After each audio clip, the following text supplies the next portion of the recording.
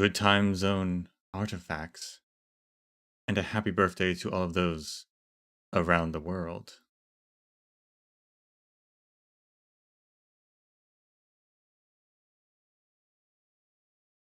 To stay on theme, I've decided to go POV.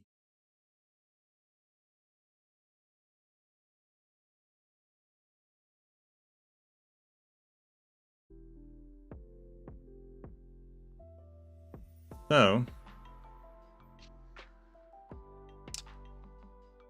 yesterday,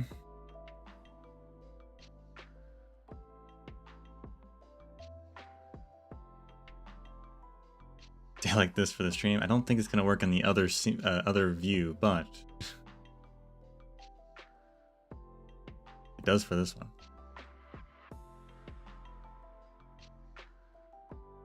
But yesterday, I happened to come across an interesting video about crushers. And it was a video guy, he likes crushers, and he wanted to explain what they're supposed to, how they're supposed to be played, how they work, what they do, why people misunderstand them. And it was a pretty interesting video. And honestly, it kind of sold me on crushers.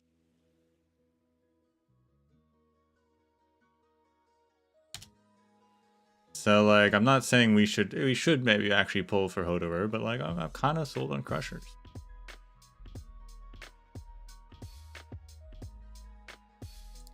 They got some interesting niche. They synergize well with abjurers, which boost max HP stuff. They work good for people who can add defense onto them. Wind Chime, which I forgot was a crusher. Apparently she's got like one of the strongest physical attack skills in the whole game.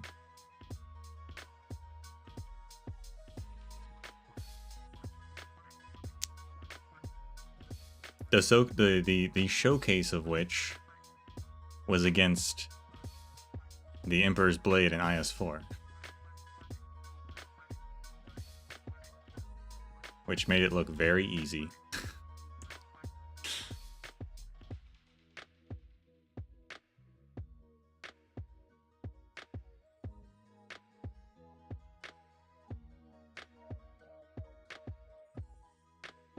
How much damage does she do? I forget, because the video had like a correction on the math, but I think the max potential was like 6,000 something.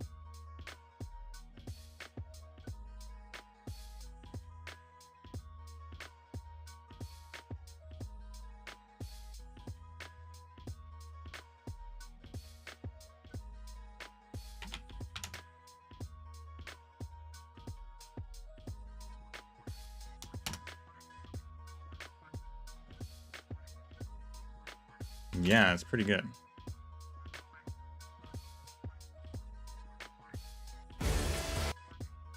Oops.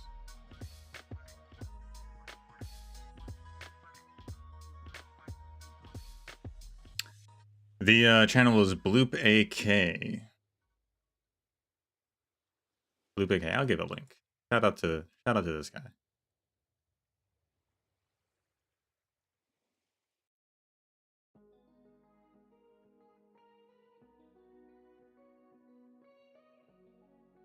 There's no secret to this. Pretty good video, pretty informative video on crushers.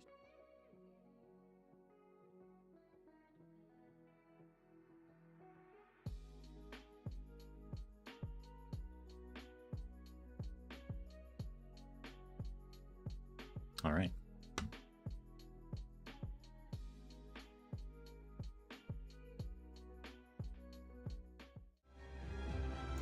Let's get into the game.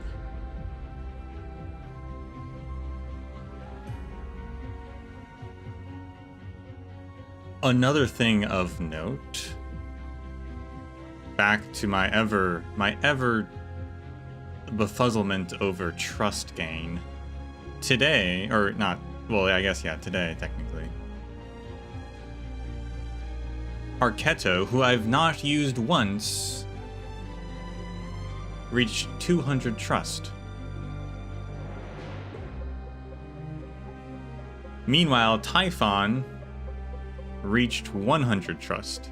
And I've used Typhon. Typhon is both in assistant and in a base job.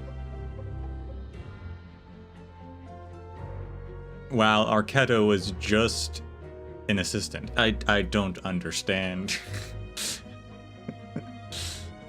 It doesn't make sense to me, but I did get Typhon's module now. Speaking of not understanding her story on the module, I don't really get it. It was a nice little, like, story about her childhood, but the way it ended, I really don't understand quite what happened. The most I can guess, and I'll pull it up real quick.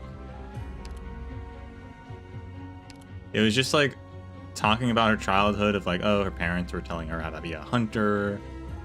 And then at one point she wanders away from her parents in the woods, starts collecting, like, rocks and things that are interesting. And then she forgot about all of that, since it was in her early childhood. But her parents, instead of seeing rocks and stuff at the bottom of her quiver where she was storing them, it was just snow. And her parents, quote, say, "See, you see how it was she survived?" I don't understand. The best I can think of is that she was hallucinating, picking up rocks, and instead was just picking up snow. I don't know.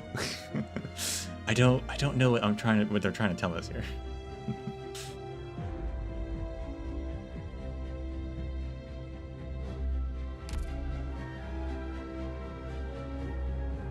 Her parent isn't Valar? No, Valar is just another Cyclops.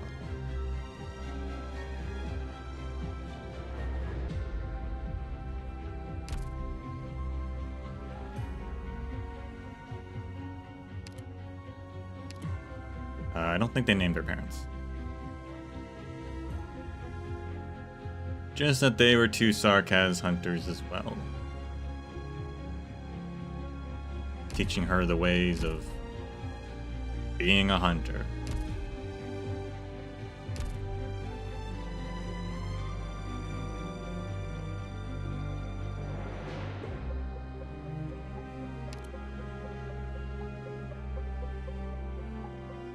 I think that was everything.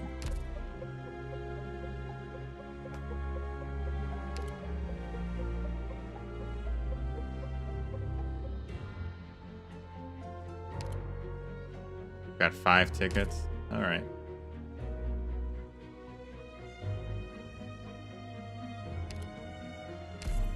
Let's see what happens. Let's live a little.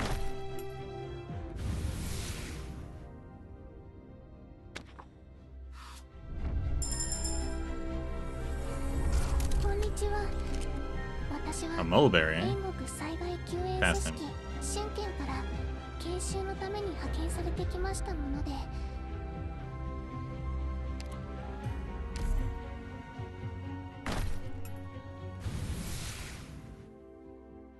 That bag didn't even open all the way. Reserve Op Team A6 Catapult reporting in. Hey, I can tell you're hella different You on from rate that up? stuffy I don't old know. I mean, believe Kafka is on rate up. Yeah, Kafka.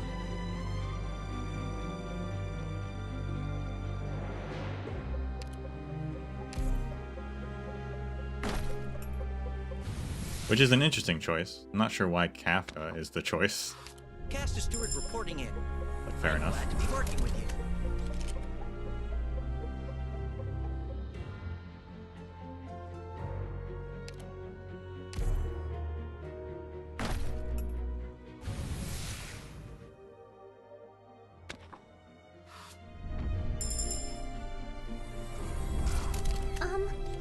Are you Doctor? Old Jessica. Nice to meet you.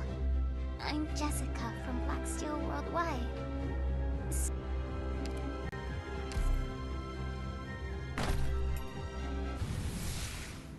I am Ansel, We're getting intern. all the I'll whites be out of the way, you assisting know. with surgery and internal medicine.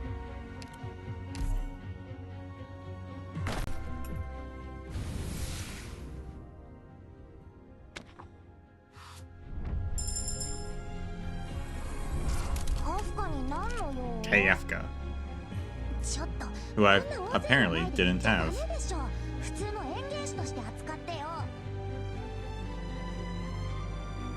Wait, not in front of everybody. Just treat me like a normal gardener, okay? What? Kafka?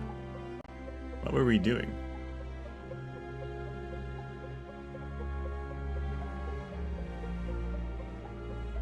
Never got her? Apparently not. What is she? She's a ambusher, I think, right?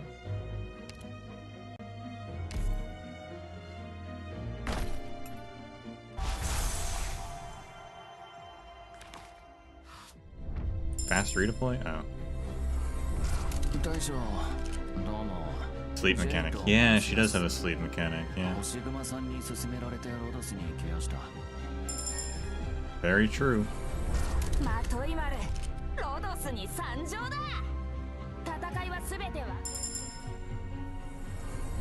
I'm Earth Spirit, a geology scholar and caster reporting in.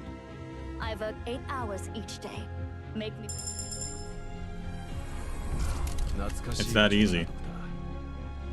この依頼の詳細は別に気にしないが、報酬については賞金以外にもっといい考え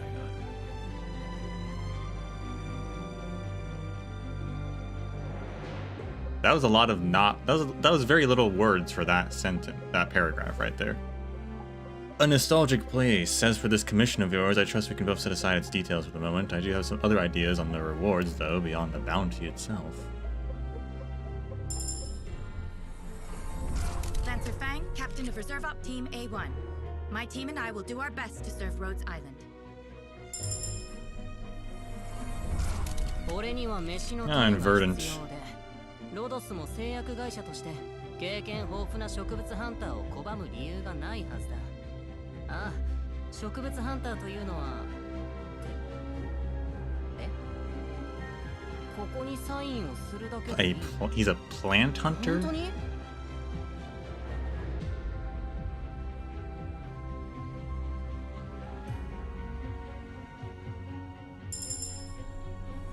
Does he like search for rare plants or something? アリアと申しあ、いえ、インディゴと申します。俺には飯の種が必要で、 Verdant ロドス again. も製薬会社として経験豊富な植物ハンターを拒む理由がないはずだ。ああ、植物ハンターというのは I like their design is nice. I like their hair. The green hair is fun. 新人オペレーターのジャッキーだよ。前はクルビアで補助警察をやってたんだ。これが I'm Vanilla. Just seeing in case we get the other character as well. Looking forward to learn. Nope. Oh well.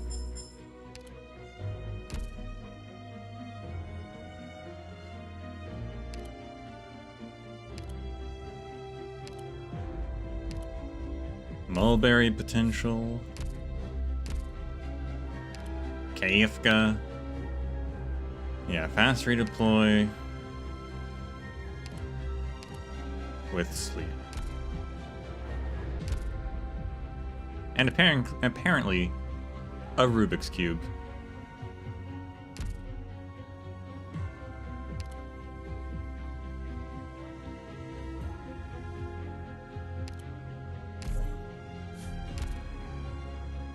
Dollkeeper.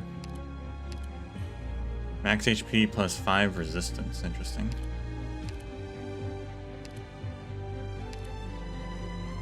Substitute restores HP per second. Interesting. Damage type changes to arts. ASPD plus 20 loses 4% HP every time when hit an enemy. Every time when hit an enemy. That's a sentence.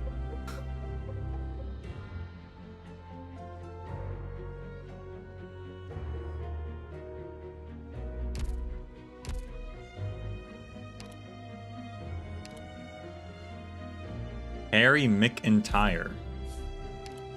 They're the entire Mick. I need a job. And being a pharmaceutical company, surely Rhodes Island won't turn down an experienced plant hunter. And the plant hunter in question is none other than... You are? I didn't expect him to have an accent. That's it.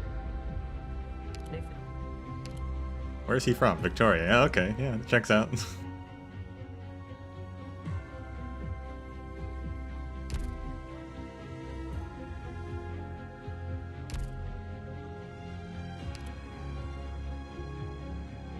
Odor. A nostalgic place, Doctor. As for this commission of yours, I trust we can both set aside its details for the moment.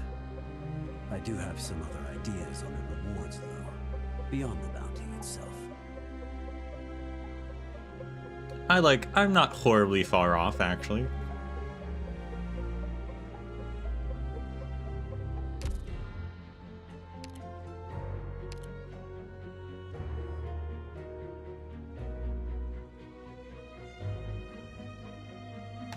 A little less tired than I make him. But not far off.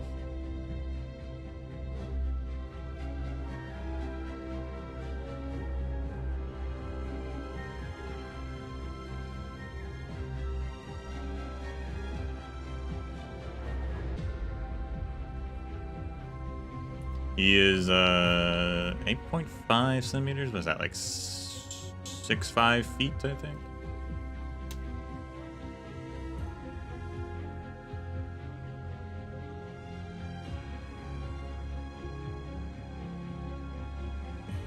Pretty tall.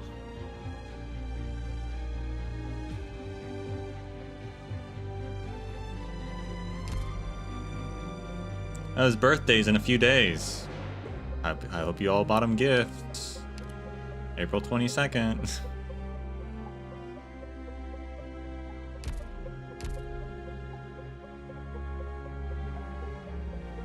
Mark it down.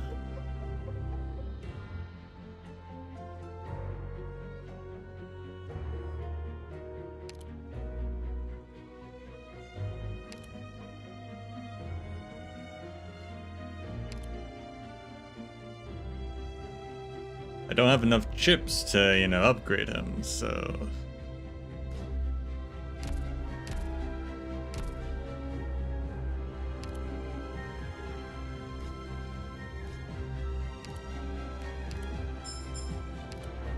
Don't know if I have enough to convert it, either.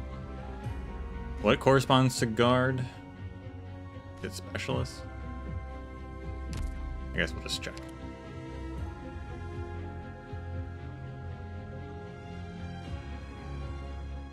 Not bad. No, I think this room could use some more renovation.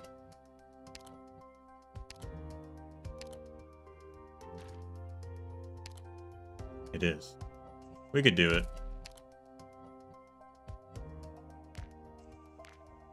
Well, at least get him to E1, try him out, see how we feel about crushers. Oh, Verdant is a not factory worker, workshop worker. Reduces the morale consumed by all corresponding formulas that cost 2 or more by 1. That's actually not bad. All things considered.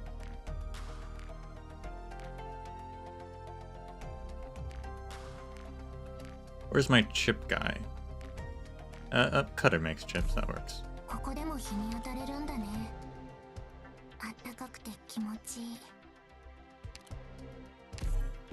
Probably do better than Swire. Swire's good. Come on, I love merchants. Whoops.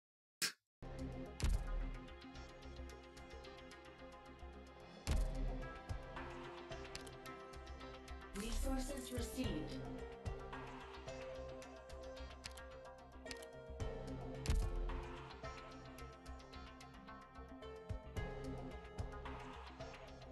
Have you been doing well lately, Doctor?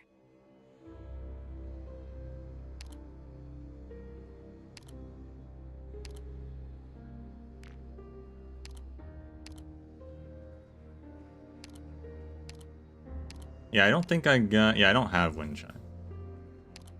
Don't have Windchime. But we've got Quartz as well. If we turn out to love Crushers. We just love them.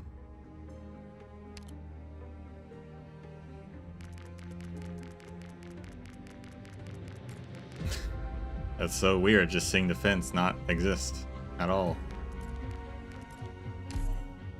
Is this your upgraded training regimen?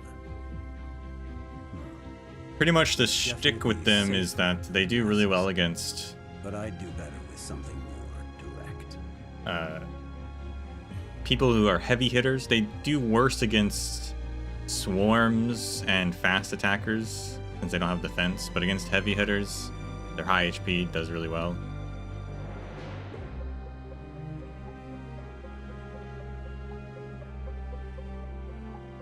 So despite having like AoE damage, they're not meant to be used like a Centurion.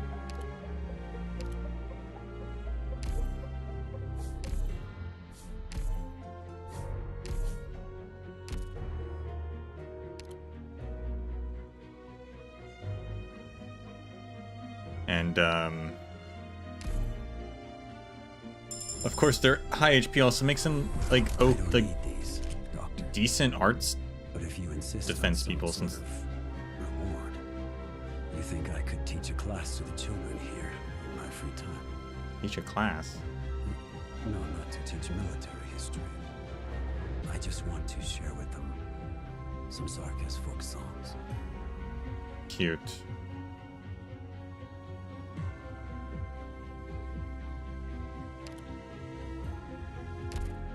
Everyone these days are using crystalline electronic units. I've run out. Too many people I want to upgrade use them.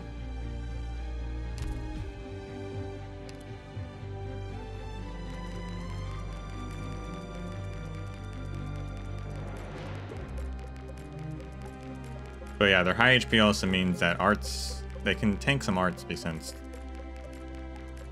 having no resistance isn't uncommon. Most people have no resistance. They do better in that scenario.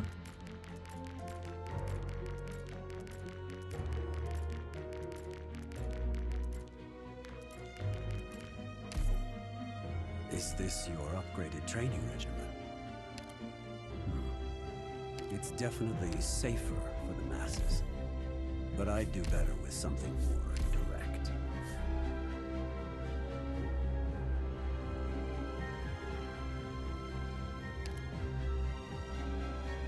That is, I mean, his true damage skill is just, ridiculous anyway. So.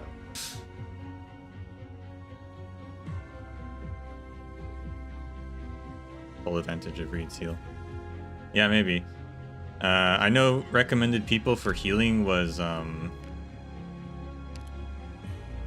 Warfarin, because she heals based on max HP.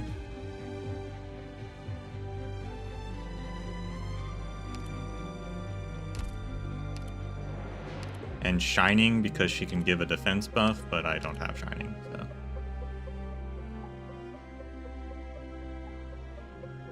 I think Tui also heals based on max HP. Maybe the second skill.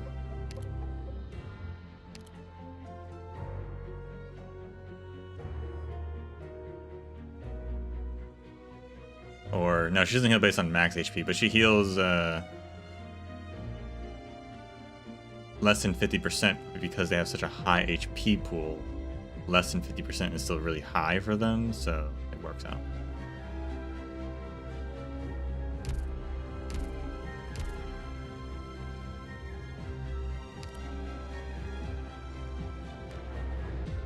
And then Abjurers, because they have their Sanctuary effect, which reduces damage taken.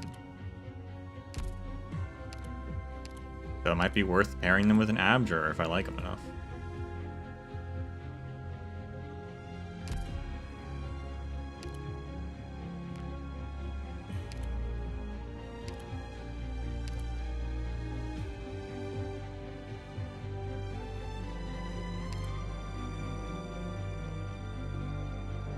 As for these two skills,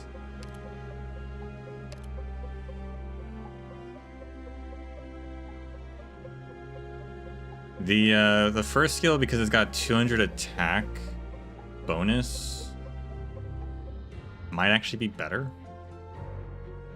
And it heals. But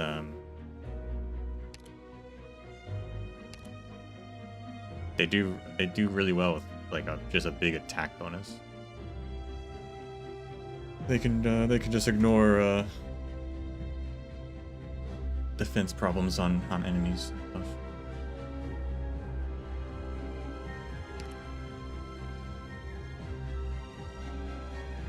This one just slows him down as a smaller attack bonus. You get the stun, but yeah, I'd probably stick with 3 for now. Or skill 1.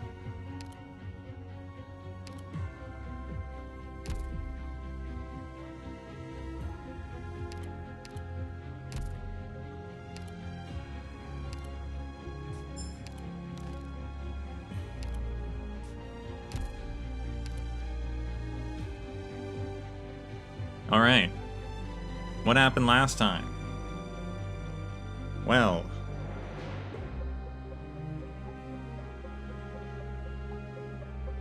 speaking of Hodour, the dynamic trio met up with Ermengarde, the Lich. I say met up. She came looking for them. W blew up her cube. I guess she was traveling in like a floating cube or something. That's what I was picturing in my head.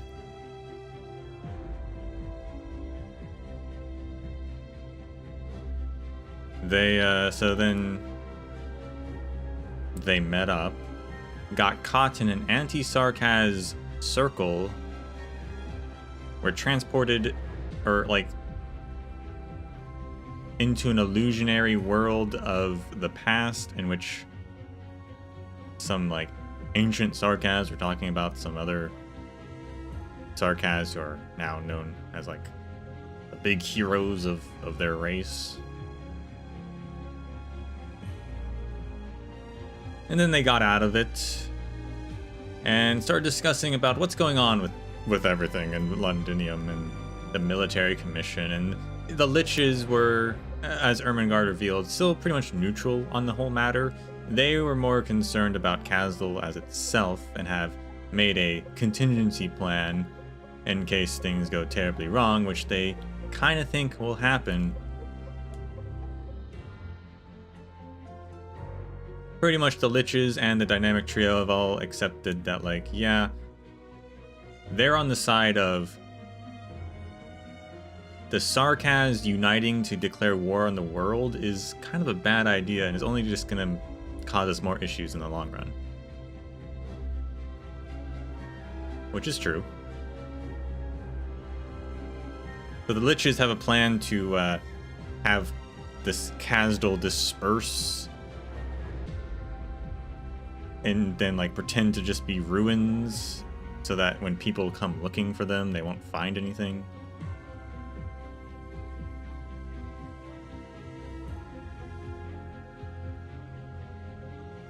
Meanwhile, the Doctor, Ascalon, unconscious Amia, and Logos were also transported to a illusory world, also from the work of an anti-Sarkaz circle, which they determined was created via vampire magic with the help of some outside source. Why the vampires are doing this? Great question. In that world, which was actually an illusion of Logos's childhood, he met his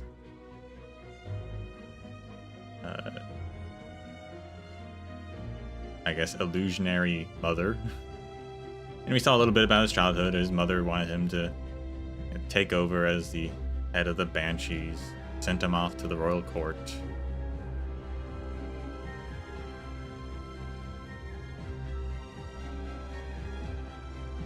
And then elsewhere, back at the battleship of the Duke of Windermere, the late Duke of Windermere, reinforcements arrived, took some of the refugees, took some of the soldiers, and then left. everyone else behind, including Delphine, the now Duke of Windermere. They left behind over 1,000 other refugees, presumably most of them infected. Others were just injured, I guess. Some soldiers as well, most of whom were infected, or if all of them were.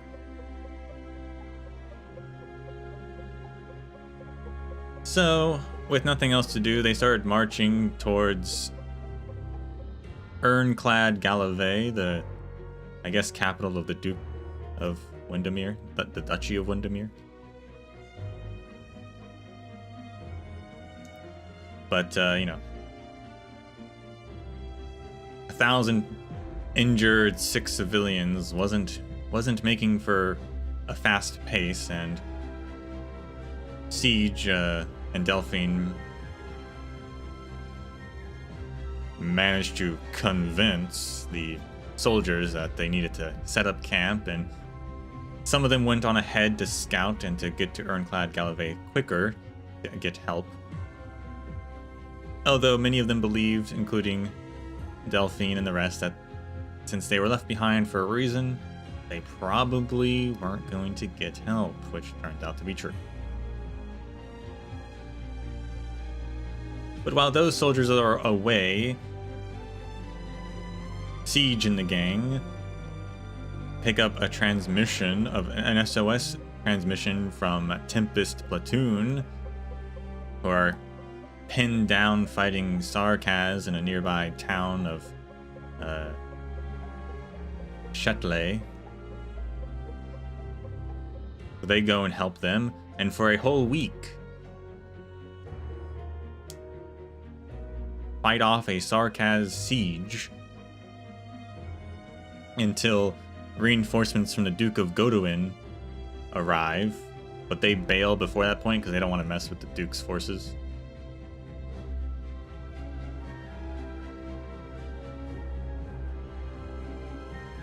So now the Tempest Platoon and Horn's resistance fighters are all together, including Misery. He was with them. And then Siege has an inspiring speech to rally all the refugees, and talks about, you know, the time for them to fight for Victoria, to take back Victoria for themselves, because no one else really will. The Dukes are all in it for themselves. They're just trying to turn this whole war into a game and into a power grab for their own self-interests. Evidenced by the fact that the people in the Duchy of Windermere left Delphine behind, even though she's supposed to be the Duke. They're pretty much performed a coup against her, and, a very subtle coup, possibly under the influence of Lithanian.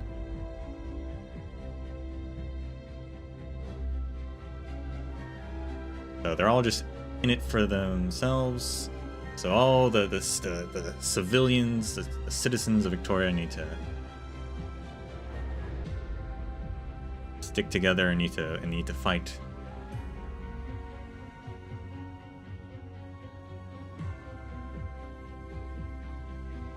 And that's where we left off.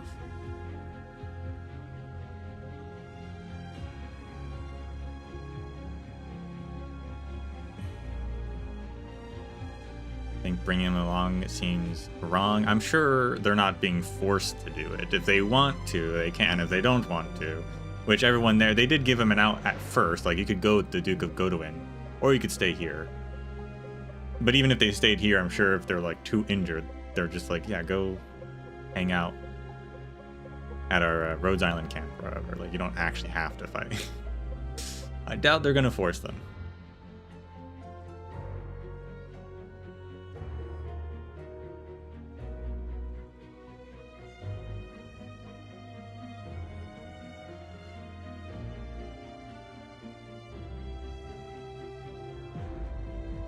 And that was all. We did not get any reunion stuff.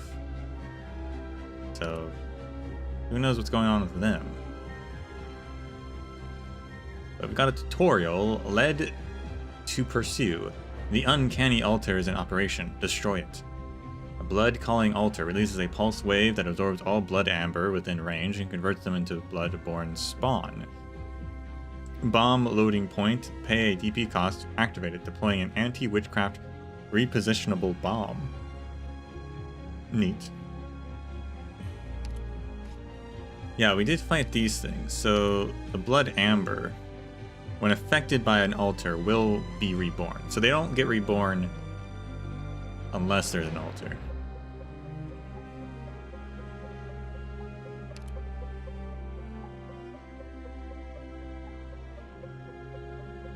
Bloodborne spawn deal arts damage and gain attack increase based on the number of units that target is blocking.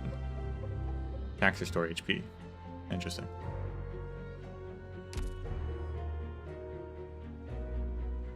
I wonder if these are tied to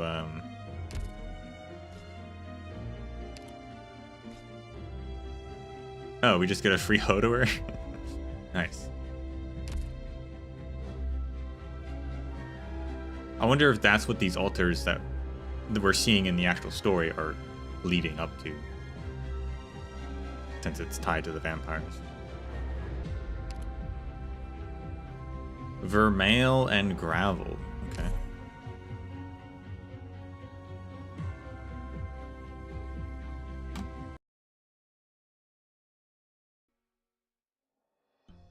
Oh, there's just an actual story here? Okay.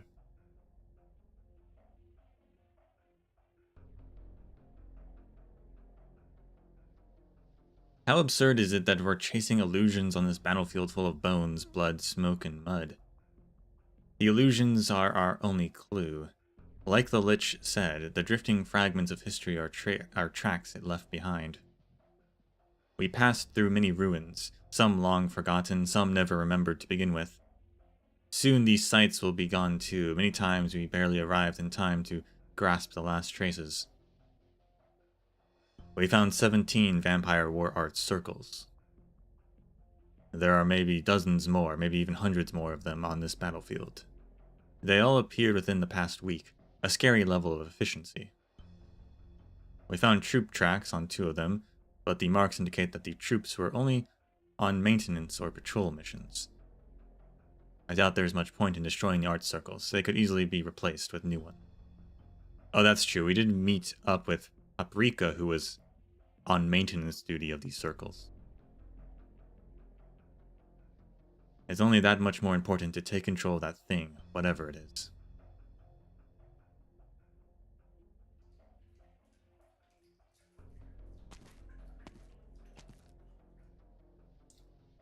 This place is completely ruined.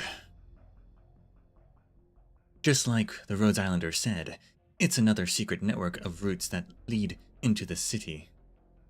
Through these hubs, Ceresis has shipped huge amounts of steel, crystal units, and witchcraft devices into Londinium, enough to repair the shard and complete that airship. But how did these materials reach Londinium? Even the dumbest dukes wouldn't let large shipments of materials outside their control travel freely around Victoria.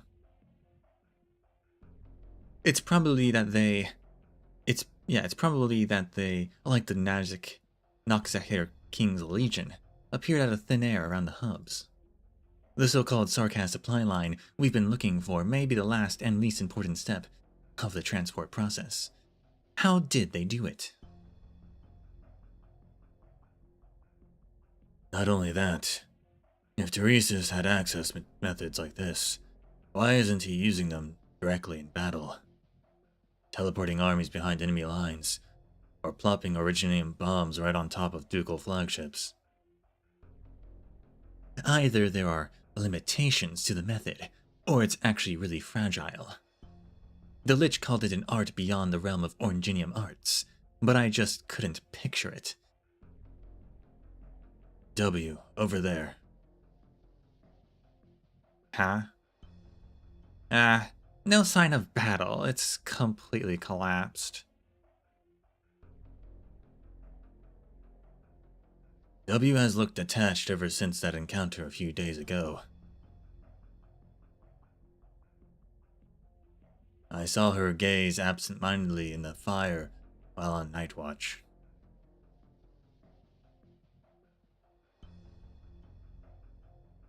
I can't help her. She'll get through this on her own.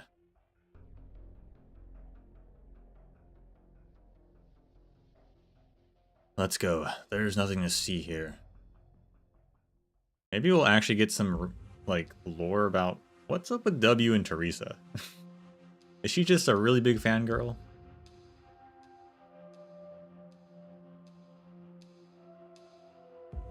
I look at the map in my hand. Scattered dots mark the locations of the vampire arts circles. I added a few, including the logistics hub just now, and the Noxahair King's Legion camp.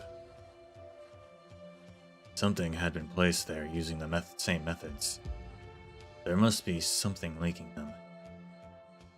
I scanned the names on the map.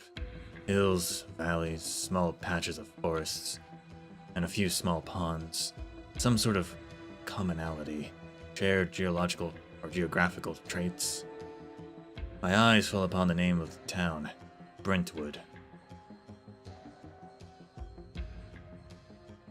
Ines, you said that Rose Island analyzed the intel from the Defense Forces command tower, where they had set their sights near a town by the name of Brentwood. I draw a circle around Brentwood's location.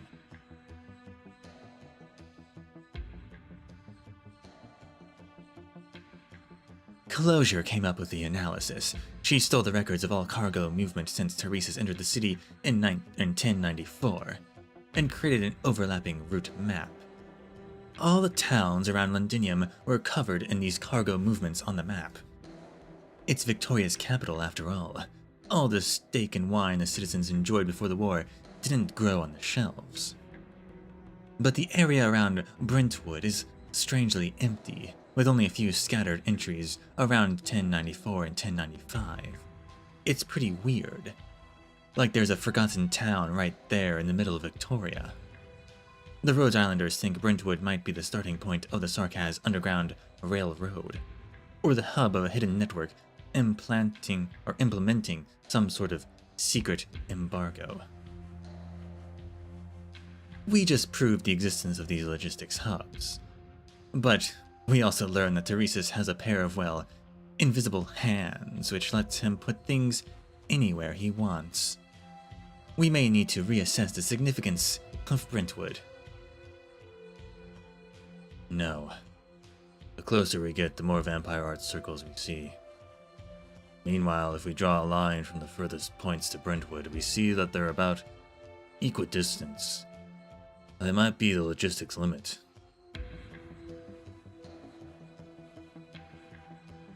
Stop guessing. I know Brentwood. You couldn't hide anything in that poor-ass town. There were barely any Sarkaz vagrants when I visited a few months ago. Maybe the caravans just don't pass through because there's nothing interesting there. W disinterestedly throws a rock over. She's in a bad mood, alright. She would probably have thrown a grenade pin. The rock rolls on the map and falls right where I'm looking.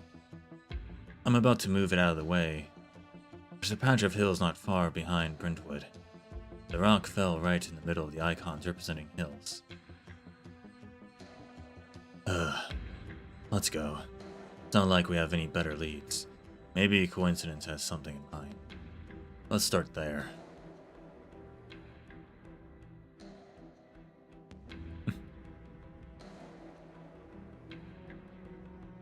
Wait a second, I've seen this cave before. The hills are dark and eerie. A Victorian history book wrote that the study of history is like walking into a cave, feeling the grains on the wall.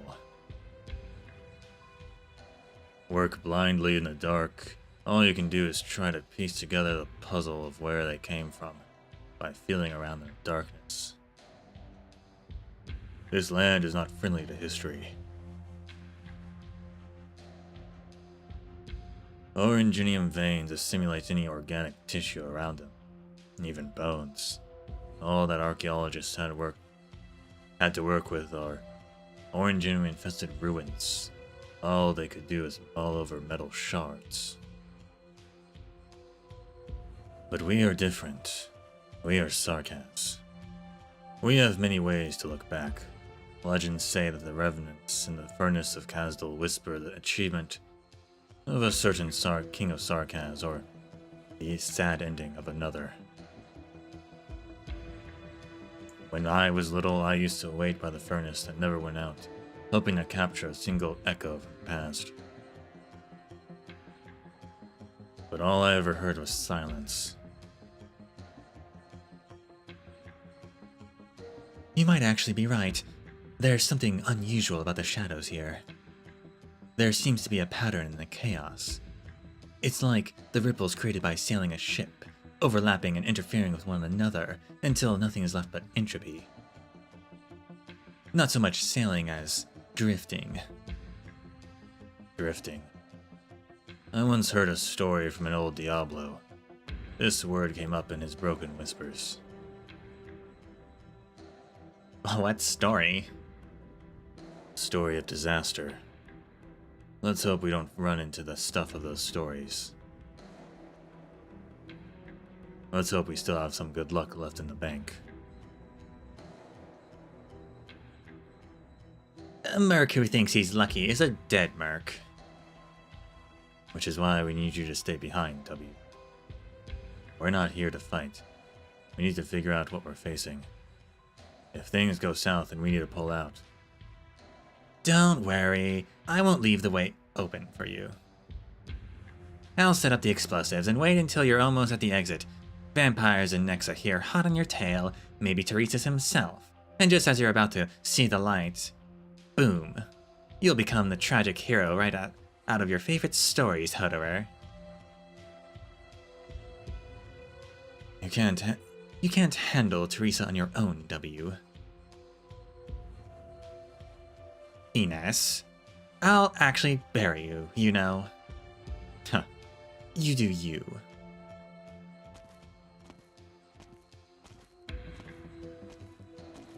She really will blow the hills apart, though. We both know she's crazy. No need to provoke her with Teresa's name. It's just pathetic, the act she's putting on. I'd rather she knew what she wanted. You've been in the city for so long. If she wanted to know the truth, she could have just asked you. Did she ever ask if that Teresa was real? She never asked me either. She's never grown up. She could do the one of two things, grovel at Teresa's feet and beg for forgiveness, or plan to kill her. But what is this that she's doing? Trying to prove that she's all great and powerful? Or is she trying to convince herself that nothing ever happened, that all she needs to do is kill people, plant mines like she always has, and it'll all pass? It would have been fine if she could actually stop thinking about it, but right now she's like a little girl standing on ice. She takes a few steps forward, then a few steps back, looking around the same place, sinking into pointless sentimentality. I have no idea. Give me a break. You just don't want the extra trouble. I didn't know you cared so much about her. I care about me. I don't want to die because of her. In all seriousness, Ines, have you ever thought about going back to Kazdal? What? Am I in the way of your great plan? No, it's just occurred to me that W and I have reason to stay in this war. What about you? I've got my reason too. Here we are.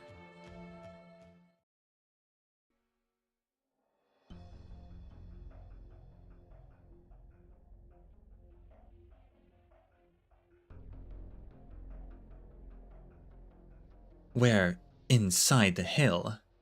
They hollowed out the whole thing.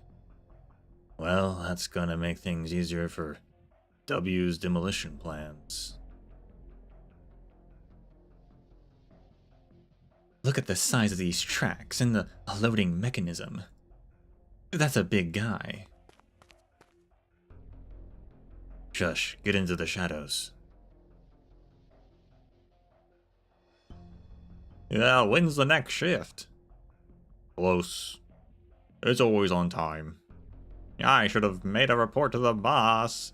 I would rather be outside killing Victorians. You're not a warrior. I don't need you to tell me. It's just that this place is so oppressive. I see those illusions every day, the things you don't know whether they're real or not. It's like a maelstrom that keeps spitting out trash and from another dimension. Good thing Ulshula is a decent woman who doesn't pick on us for no reason or abuse her authority. She's the youngest major ever, according to the military commission's ranks. She's not a member of the royal court. She won't go far. Lady Teresa and the regent aren't blue-blooded devils either. Screw the royal court. Castle wasn't won by those old fossils huddling around in a circle. But they're the strongest. That's because it's almost time. Go to the machine and prepare to load.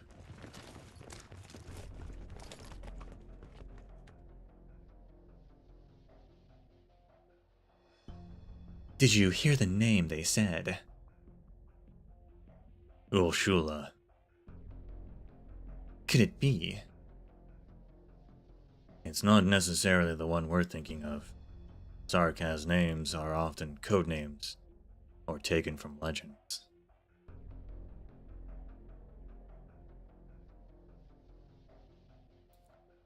Ulshula the Time Stealer. Ulshula of the Lock and Key. It's a Sarkaz legend about the Farenmut. Anyone could have drawn from it. Wait. Ulshula the Time Stealer. What's the origin of your name, Hodoer? Don't have one. Huh.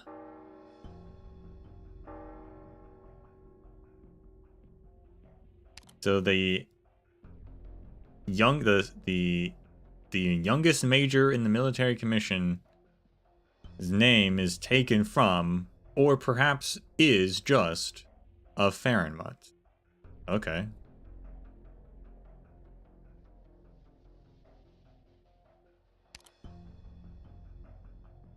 Bells.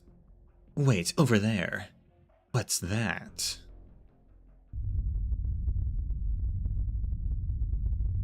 What was that? The hills are trembling. No, space itself is trembling.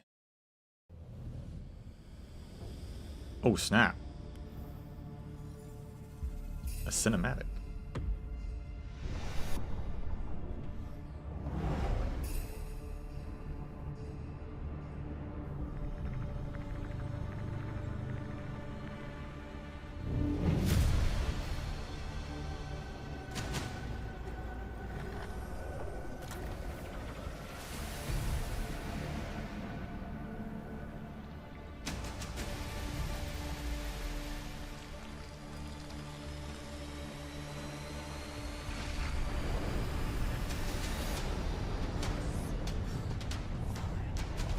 What the heck?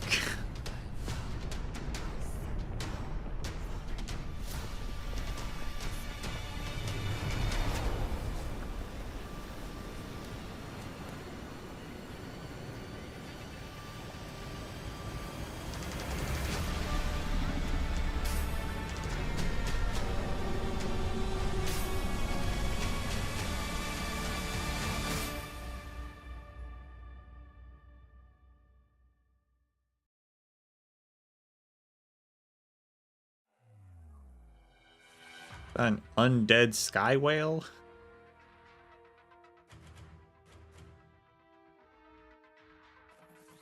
For an instant, I see visions beyond reckoning.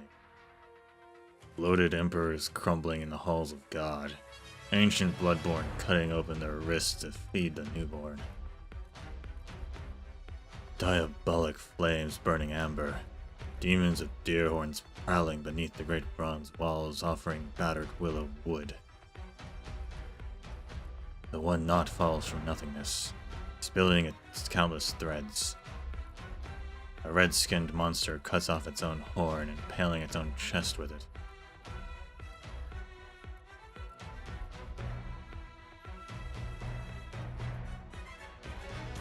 Broken shards become whole again. I see a faraway city, calm, peaceful, not yet wheeled, not yet drowned in hatred. Its beauty is absurd and out of place even in a dream. No reason at all. I'm convinced it was Kasdal, a home that has long ceased to exist from somewhere in history. I want to go there, go into there. I want to see what kind of life we once led.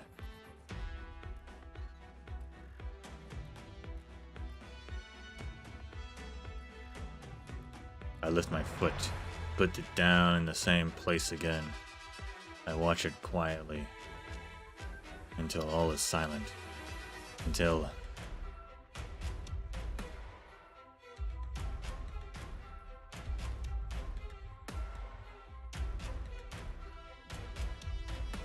a pathetic creature that is naught but bleached bones moves slowly. Nerve strands reach out to grab the massive containers. It still roams this place. It is not dead yet.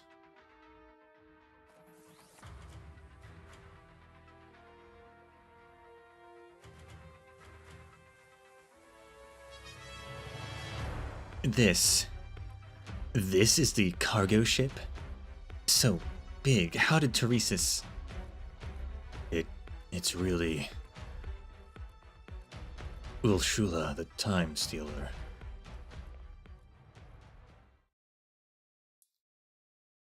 What a coincidence, right? We need a new voice. So wait, so that's a Farenmut that they're using a Farenmut to transport cargo?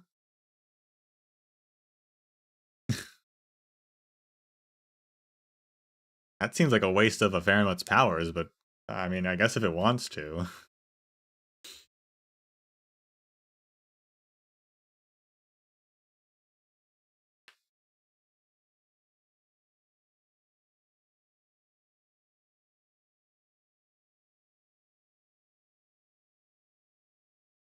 I need to see their full face before I can really pull out a voice, you know? So we're just gonna kind of see what happens. What a coincidence, right? The legend of Ulshula tells of Kasdal being attacked by a Farenmut that could swallow the time of all things and peer into the past through the fog. Through so many paths the hero of Ulshula journeyed, rescuing their kin lost in the mirage of time. Who knew that I, who took the name by happenstance, would one day witness the legend with my own eyes? Okay, okay.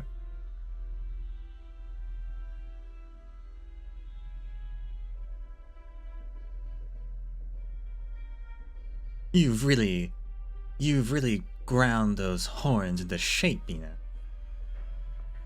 You could almost pass for a true blue sarcasm. Okay. He knows he knows.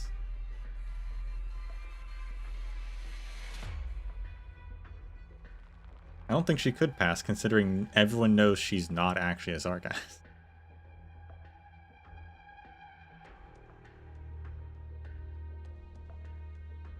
What kind of voice do we want?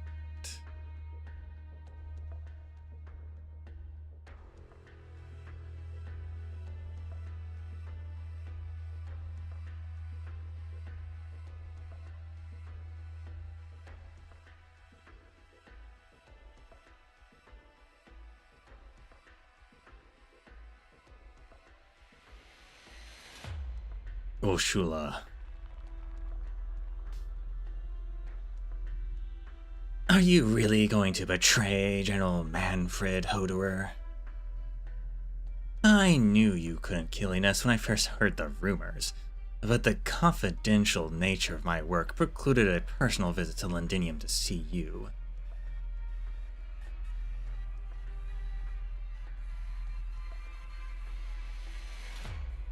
It's a work in progress. Aren't you supposed to be the hand-picked successor to the Scar Market? Sounds like you're already the bone driver here. Is playing a hero of legend worth such loyalty and commitment?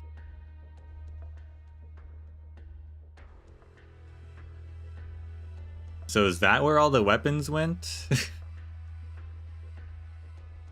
Is that what the black market in Sargon was? A scar market, right? So that's why they showed that scene.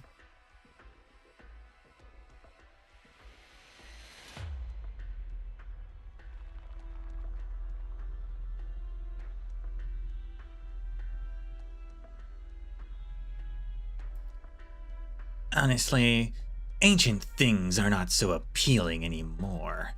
Only one stuck in the past would continue to use the name.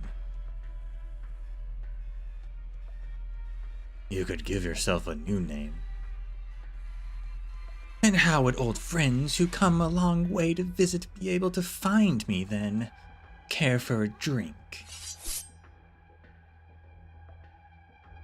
You didn't used to be a drinker. Used to, huh? You didn't used to swing your sword at me either, Ines. I like her design though. Good military uniform. The Sarkaz, they don't have like a uniform.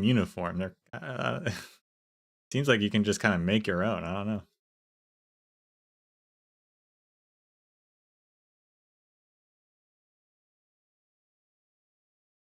Most of them wear white. Same battlefield, different day. But hers is red and black. So.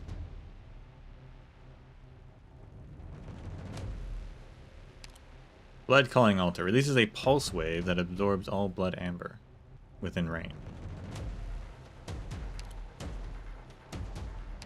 Spend 10 DP to deploy an anti-witchcraft repositionable bomb that will move towards the nearest altar. Oh, so that's what that line is. Okay, I was wondering.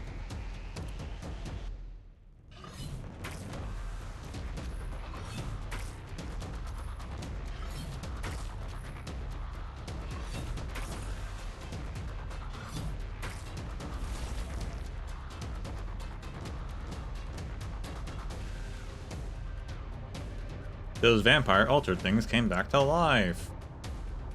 It's the Blood Calling Altar's doing. The tactical witchcraft platform periodically releases or recycles blood amber from dead vampire spawn to spawn new one.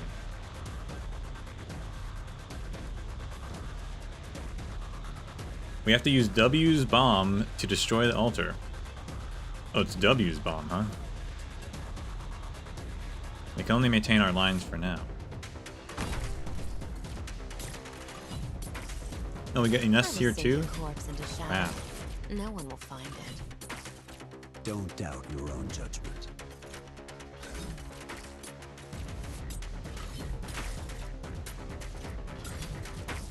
I will sink your corpse into shadow. No one will find it. Bombs in position. We still need some manpower to fire up the bomb transport to get to automatically move towards the altar.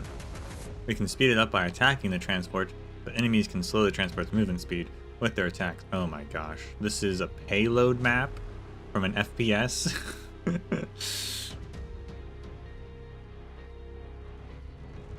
I've played my first-person shooters.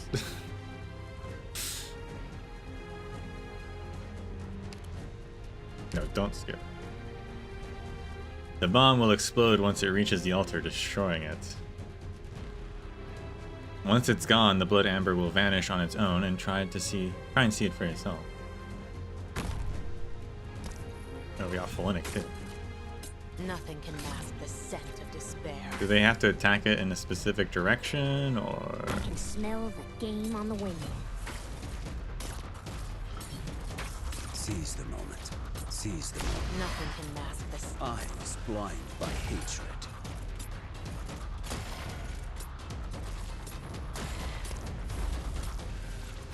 Dude, it's just like Overwatch. You can't hide your fear.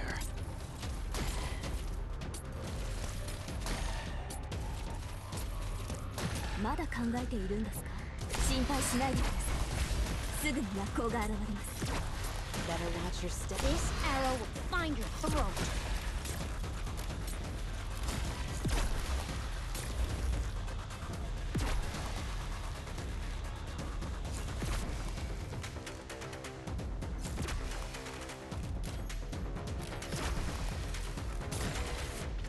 will sink your corpse into shadow. No one will find it.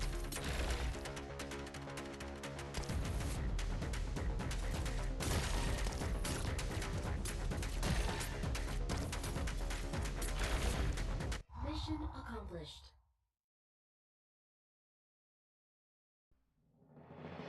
この刃がまだ血を吸い足りないって言ってるわ。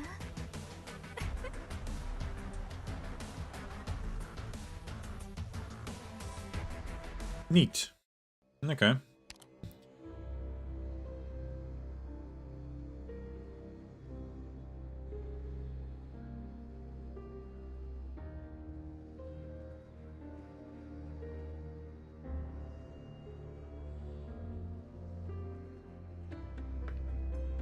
That's kind of neat. Makes you want to, you know, have to position people a little more, I suppose.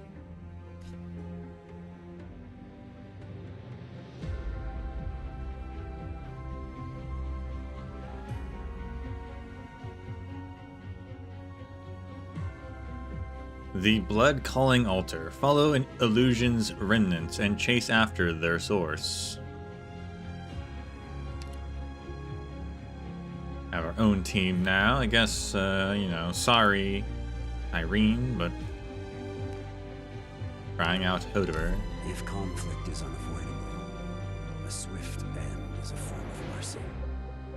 Everyone's here now. We've got the whole team.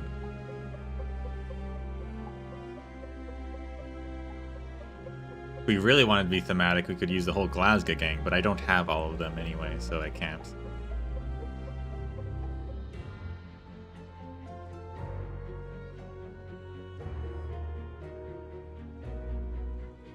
But that'd be a fun kind of run to play through the episode with.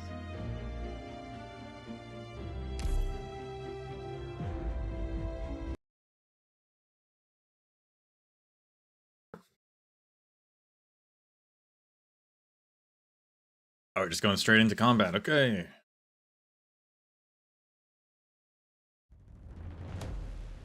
Embers will hide our footsteps.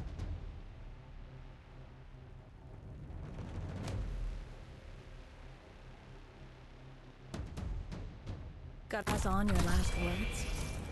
No.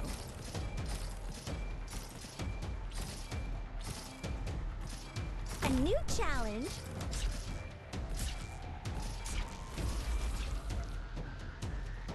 Oh, okay. Need They speed to succeed. teleport away, and I didn't have to worry about that. Feels fresh every time. Come on, let's pick up the pace.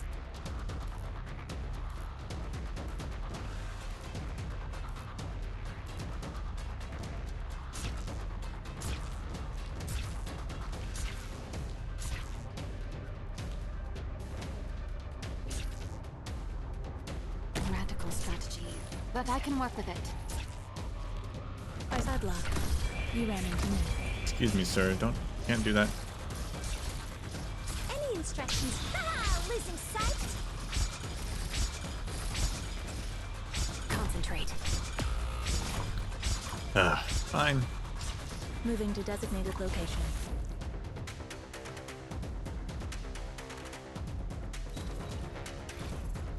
I'm listening.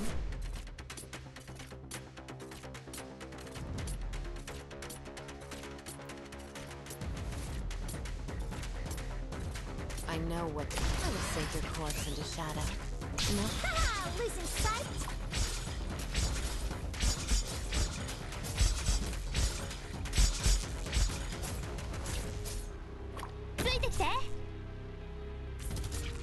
I don't really want my holiday mood ruined, so hurry up and stop resisting arrest.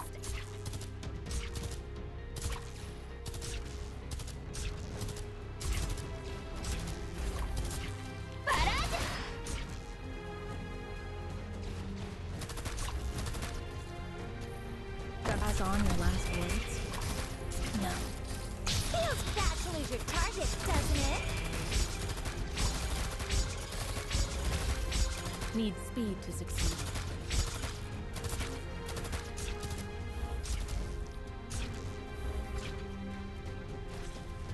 Yoshi!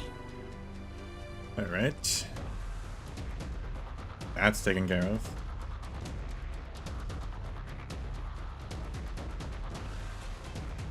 I like that it's something that you can stop, right? Like you do it and then it's done.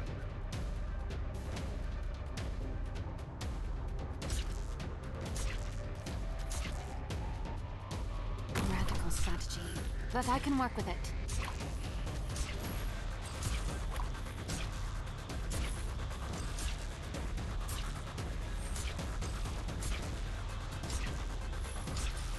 Feels fresh every tail like a shooting star. That's what they say.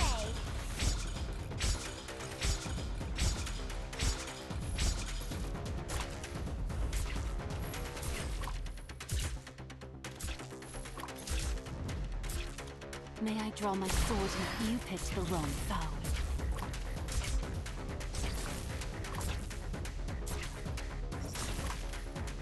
Feels fresh every tail like a shooting star.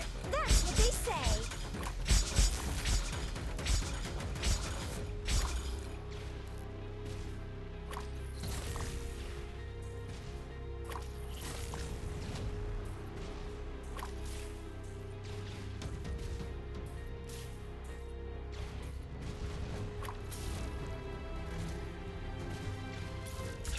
Any instructions feels bad to lose your target, doesn't it?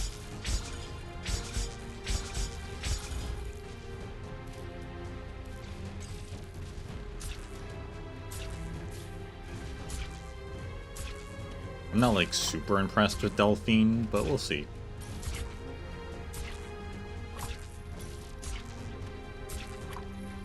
No need to panic. We'll see how it goes.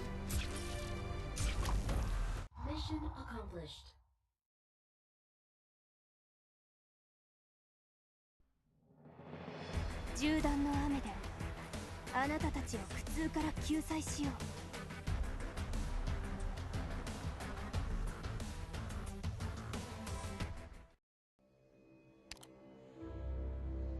.318, an unplanned meeting, an unexpected reunion, though none of us resemble who we once were. Oh snap. I didn't actually really look at the map this whole time, but I see that we're like, yeah, we're like, the nerve endings are on the map.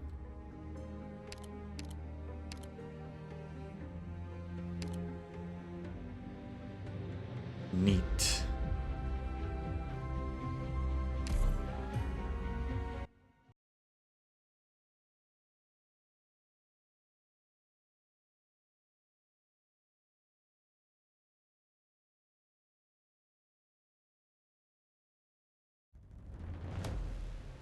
Originium, are you to blame for this battle? Originium. Don't leave bloodstains.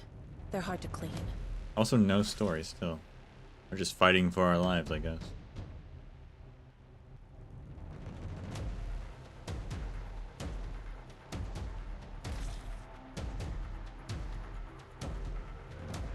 Order acknowledged.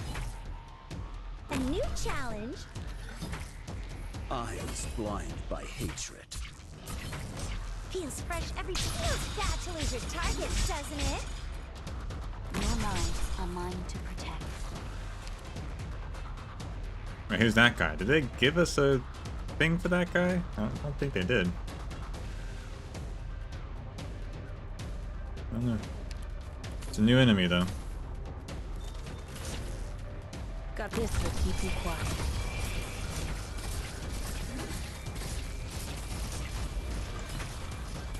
Moving to designated location.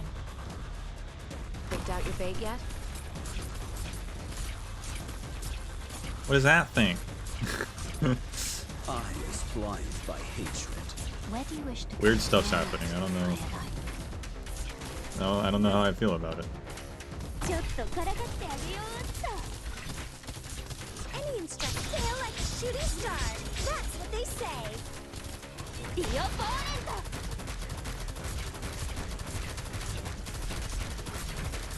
Sense deprived by Ember.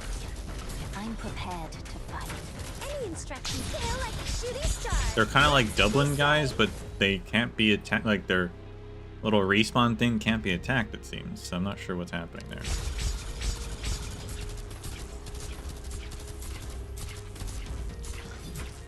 Yoshi.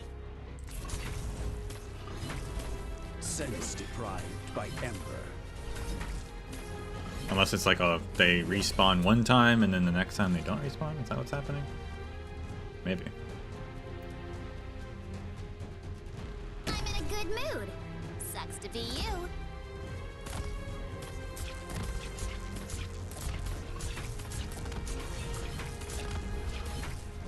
Eyes blind by hatred.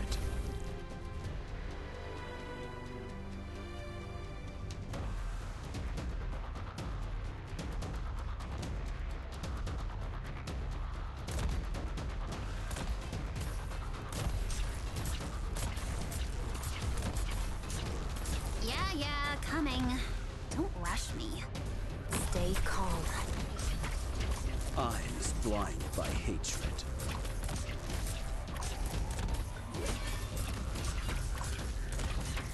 Deploying.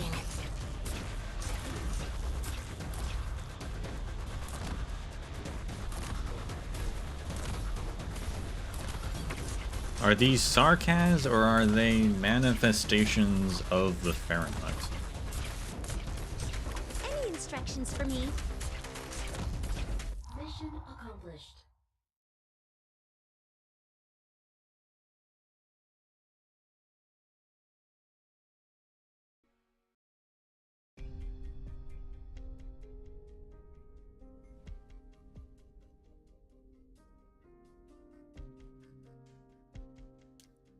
It's Inez's POV. Bumping into an old friend isn't necessarily a good thing for a sarcas. I may not be a sarcas, but I know to come prepared.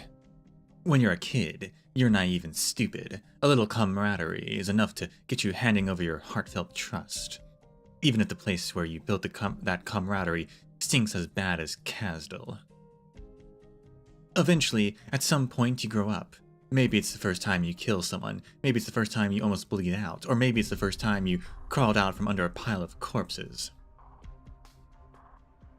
You start learning how to live in the grown-up world. You can be ruthless. You can use any means necessary. You can even throw your friends under the bus just to live on, and nobody will hold it against you. And then, that contrived plot comes around and you bump into an old friend.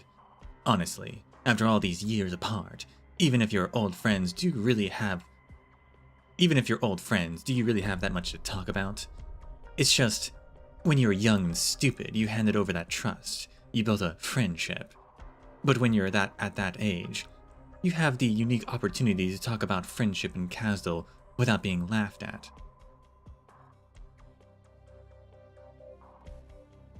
I just noticed Inez's pupils are crosses. Never seen her so up close before.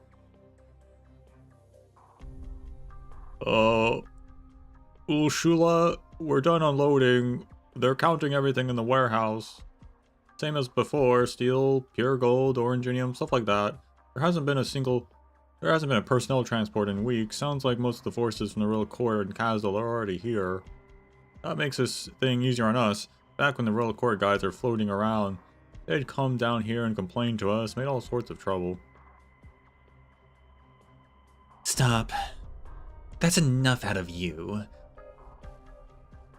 Oh, sorry. Hey, Commander, I've been posted to the way station for like 6 months now. According to the rotation schedule, it's about time for me to... I haven't received any new orders for you. But your performance speaks for itself. I could approve 3 days for leave. 3 days of leave for you. Oh, our Ursula. But don't let it go to your head. Make sure you stay grounded. All your life in Kasdal, you were a cobbler. Your greatest accomplishment is nailing souls together. What are you in the running for, unless you're prepared to blow yourself up? Ursula, you're no fun. Get out of here, kid. I watch I watch Ursula's profile, the corners of her mouth curling up. Thinking back to then, she carries herself the same way at least.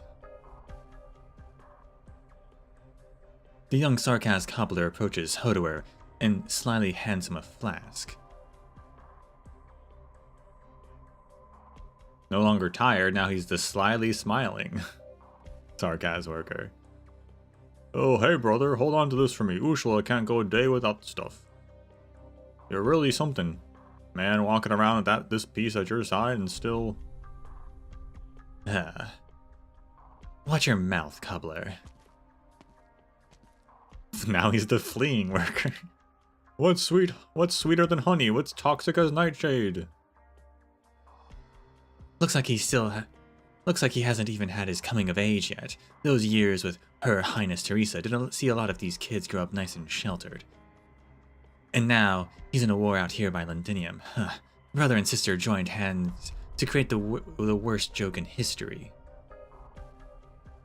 If only it wasn't a joke. If you open that notebook, I'm setting it on fire. Hodoer quietly tucks away his notebook. You two haven't changed, that's nice. It's been years. Since that operation. Me, Hodoer, and W, the old W, got ourselves into trouble. Killed some people we shouldn't have killed.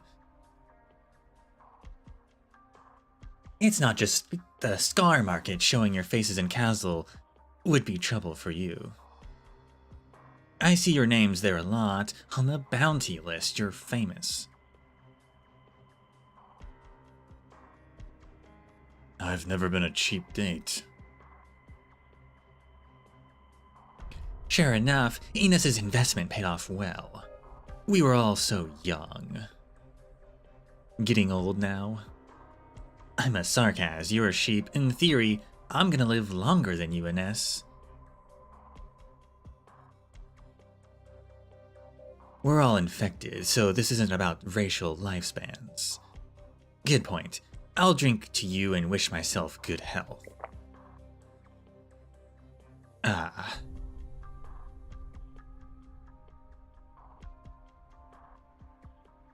I remember you used to say that if a sarcas wants to live long, she needs to keep a clear head before somebody else trades it for coin. Whoever wants it can take it. Victorian, sarcas, it doesn't matter to me. She leans in close, sizing me up, then glances at Hodoer. You've got wrinkles, Ines. I died 3 times and only got a few wrinkles to show for it. I should thank my myriad souls. You don't thank them, you're a sheep. As for Hodoer, you're missing an eye. Want to see the socket? It's all thanks to the fine Cabernet woman right there. Lose an eye or lose your head, you had a choice. I guess Ines broke her heart when she made the move. Drop it. We're old friends getting together again. Can't go back to the nice atmosphere of... Can't we get back to the nice atmosphere of sentimental nostalgia? Talk about days gone by, muse on the passage of time. We could talk about how you became the youngest major in the military commission, and driver of the skeletal Fahrenheit Commander Ursula.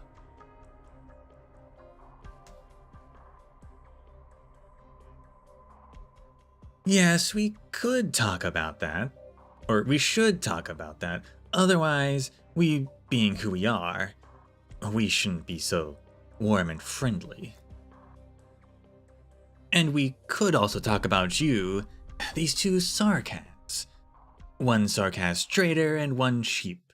Why are you popping up at a secret military commission site? I know you were detained by General Manfred Hodoer.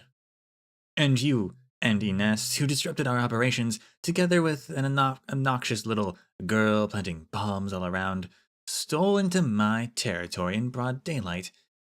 And as an officer of the military commission, I can't very well let that go. It's 2 against 1 here, Ursula. Is it? Remind me, where are we again?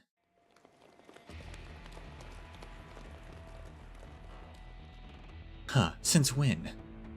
The girl wasn't like this before. You're welcome to try, Ines. She's wearing a smile, but she's dead serious. The most important thing I've learned over the years is to be true to my decisions. And Teresis is your decision? No, the military commission is. You decided to go with Babel, or what's it called now, Rhodes Island, and I decided to stand with the commission. We decided our paths a long time ago. Ursula, we can still... No. I know what you want, Hodor. You haven't changed a bit. But we're not those kids who strutted around cheery for a whole day on the back of a single bounty anymore. We don't get to relax after our missions these days. No idle afternoons on the streets of Kasdal. We are Sarkaz, or at the least we're citizens of Kasdal. It's our responsibility to make those streets and alleys a better place. Kasdal's the main issue here, Ursula. Then you've got to admit, the military commission is the best choice we've got. Even Her Highness Teresa wouldn't disagree. It was the 2 royals who made Kasdal into a nomadic city, and both of them who made it possible for us to even talk about the future of Sarkaz here. It was the same 2 royals who promoted me, giving a poor girl from the slums a chance to stand in the sight of the royal court among those pure and ancient bloodlines. Once trapped by naivety and compromise, the Sarkaz lose our chance at a true homeland. There's no room for me to hesitate here. The military commission, it's the foundation of Kasdal to become a nation. Will there even be a Kasdal once this war is over? All I know is I'm no traitor. Oh my goodness, a shocked Ines face, look at that.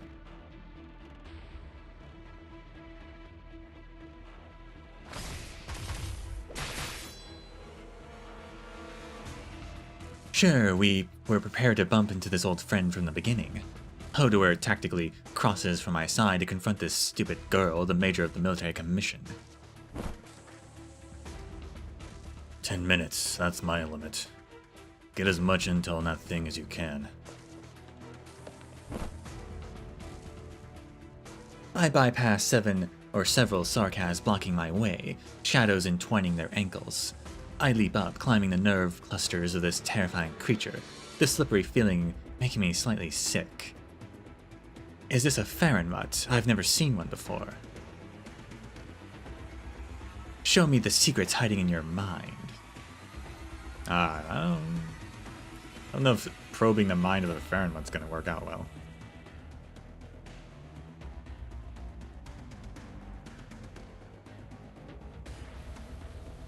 This isn't a good section to walk on. My luck has been pretty bad lately, always ending up in the body of some kind of monster. Last time it was the Revenant, this time it's whatever this is. I hope I don't have to jump off this time. These nails piercing its spine must be some kind of witchcraft device. Are those nerve clusters trembling? Does this thing still have a will of its own? There she is! Ah, how are they so quick? They climb up the skeleton in hot pursuit. The sinews between the bones become something like a ladder for them, with the splinters of fallen bone serving as their weapons.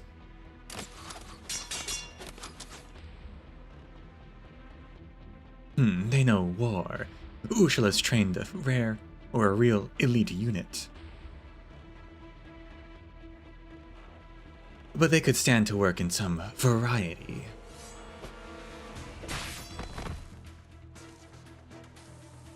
All they've got on me is numbers.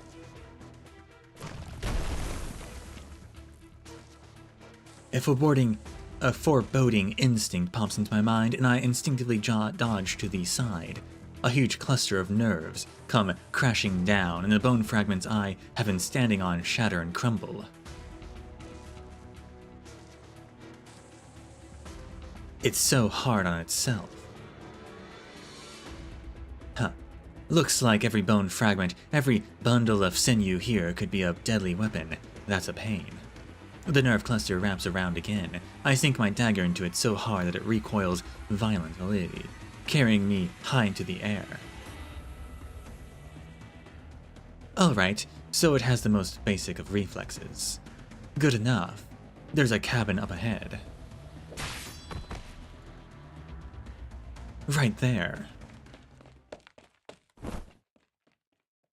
With all my might, I grab the dangling bundle of nerves and leap away. Ugh.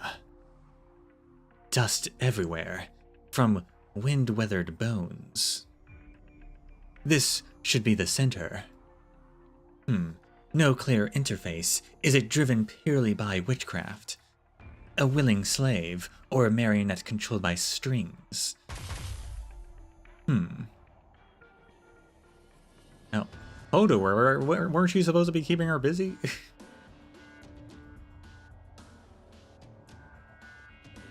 You dodged my artsiness.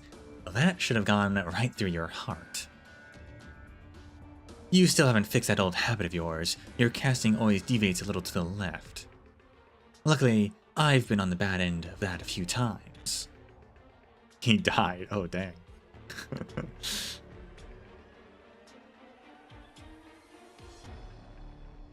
Huh. You in a hurry? Did Hodor make a fool out of you?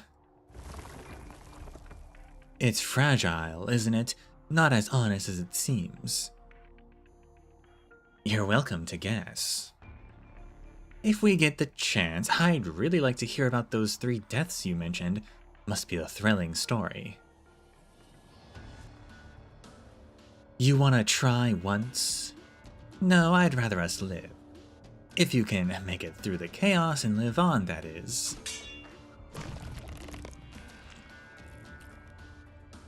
A tremendous force flips me over. The nerves bundle sweeps away, trying to tug me with it. The Fahrenheit is gradually swinging its body. They've built a lot of cabins here, and the thing tends to drift into space. What if the Fahrenheit wanders when I'm not in one of the cabins? I really don't want to find out. I'm not Hodor. I'm not into becoming history. Shadows like blades sweep through the Hall of Bone. Save what's left of your dignity, Ines. There's no point. Your shadows can't protect you from the might of a Fahrenheit.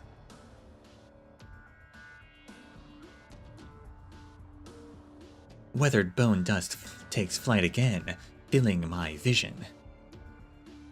Thanks for the reminder. Hodor.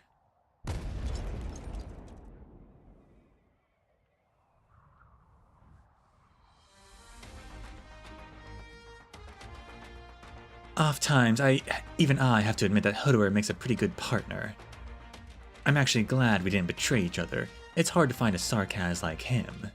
The past was tough, and the future's gonna be tough too. The dim firelight rises in the dust, twisting. His figure emerges from the embers. Sparks with the wind singe his coat, or singe his cloak, and my hair. And sometimes, only sometimes, I'm willing to tolerate his obnoxious arts. We're well past the age when we can talk about friendship. I'd rather live in the future Kazdal that keeps the silly naivety we always laughed at. The turbulence is intensifying. I grab his hand.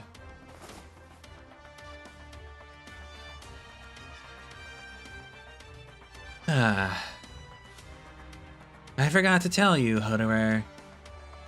General Manfred gave me your book. It's pretty good, I have to admit. You've gathered us the bits and pieces, arranging them in chronological order, thinking you found the thread. But you've been running all this time. Do you plan to do so forever?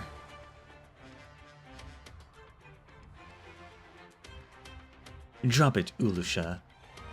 Ulshula, rather. Time to say goodbye. Hodor, you're jumping with me this time. Don't get swept away by the turbulence of history. Never forget the present, the life you're living. You're the boss.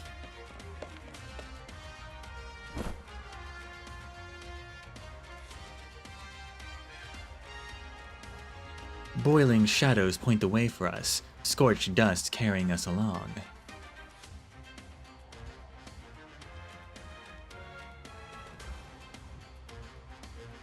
The illusions shift before our eyes. When I'm falling fast enough, I suddenly realize that history really does look pretty fragile and hypocritical. I see a vast and familiar battlefield, one of the war zones from Kazdal where the flames are still burning. I recall the past. Hodor always wanted to steer clear of the war that tore apart his people. I forced myself to turn my head, while he single-mindedly focused on finding a suitable landing zone.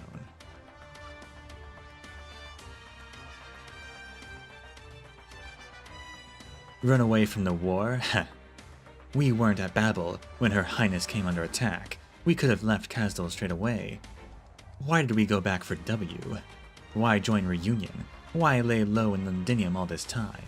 What is Hodor fighting for anyway? What am I fighting for?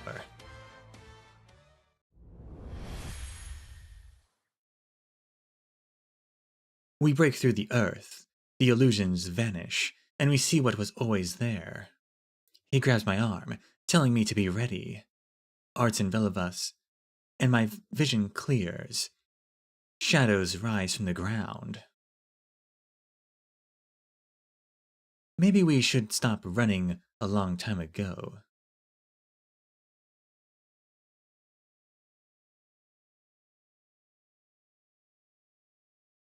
Not a single one left. Huh. Babel ought to pay me extra for this. Why do people hate his arts? Is that a thing? I didn't even really think about him having arts. So I don't remember if they've mentioned it before. And I'm not really sure what he just did, to be honest. Did he make the illusions? I don't think so.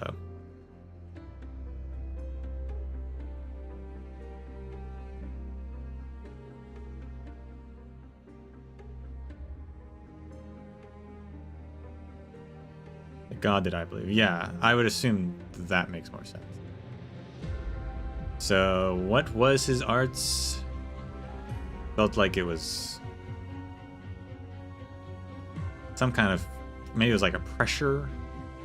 It intensified. It kind of also had like wind effect. So maybe he controls pressure, which would be obnoxious and annoying and painful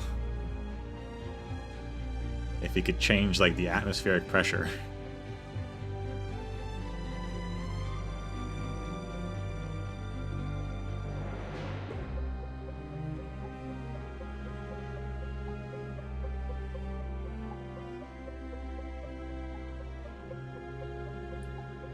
That sounds cool. That would be pretty cool.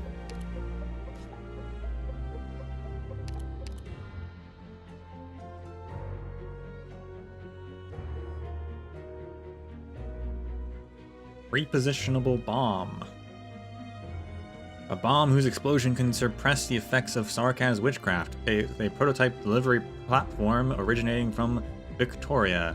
After being modified by a certain demolition expert, it has become a trump card in our desperate battles. So W actually did modify this. Interesting. And what is this? Sarkaz Bone Guard Flux Caster. A Sarkaz caster responsible for guarding the Farenmut's skeleton, their nature warped due to perpetually drifting through space-time along with it. In times of emergency, they call upon the Farenmut's power to disappear from the enemy's sight before reappearing at a more opportune time. Okay, so she said illusions, but like, what if they weren't illusions? What if the Fahrenheit teleported them through time and they were just falling from the sky in different timelines and then made it back to present time when they landed?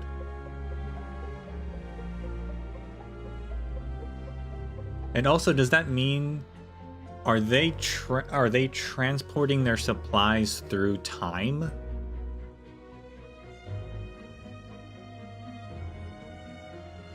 Because that's pretty crazy.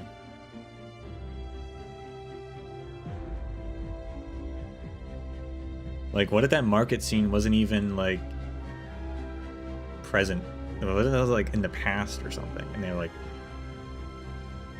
yoinked it from the past to bring it to the present?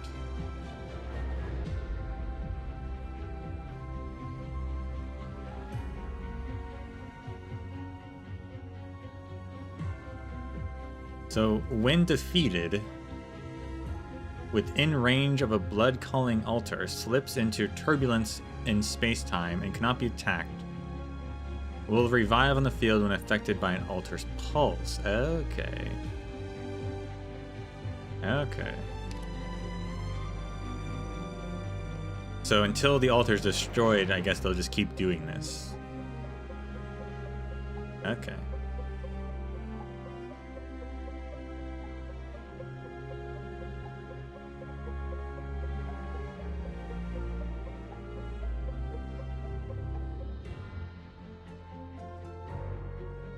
If they had time travel, they could do so much more, so you doubt it?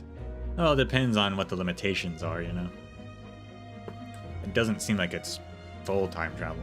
Like, just, I'm gonna travel to the past and, like, live in the past, sort of thing. Standard time travel.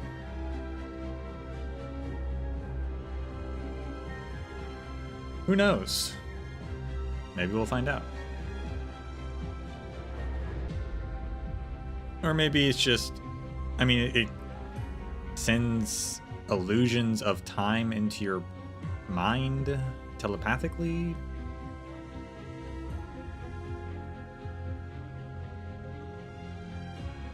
But why would that warp their nature, like for these sarcasts here, you know? I don't know. But I guess this is a fair amount of time. So we've got, you know, we got the Sui Fahrenmuts, which have weapons, art, dreams, punching.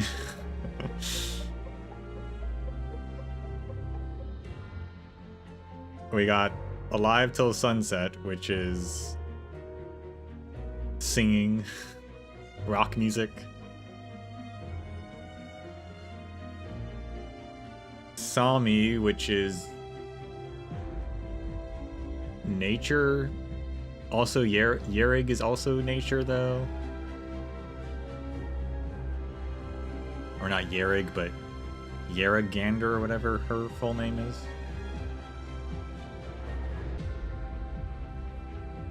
And then this one is time. Time and space.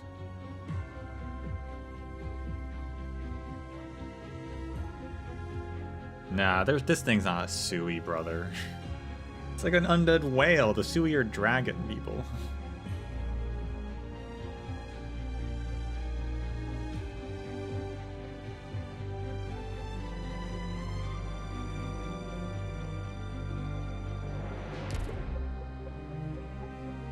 Also, it's an undead whale.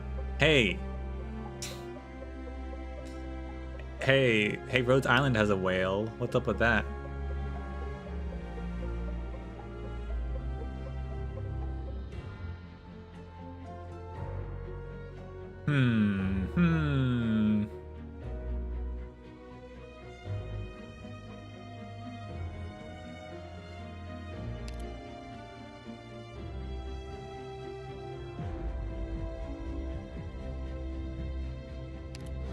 Okay, we've got a story.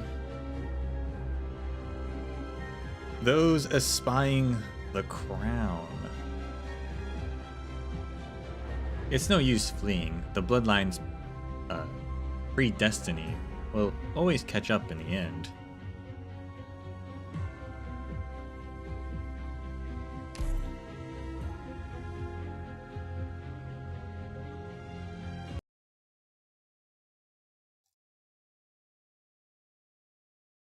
The myriad souls lie prostrate. Howling knocks on the door from beneath. Tangible usurps the intangible. Qui sartushtaj bears witness. The black crown imprisoned, the offender perpetually innocent. Because kings are born before immortality.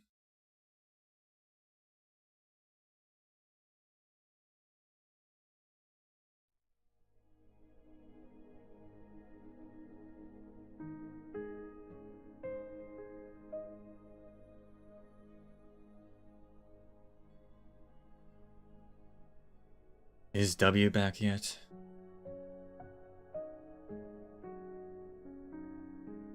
No. Time she spent on this mission is already exceeding our worst case calculations.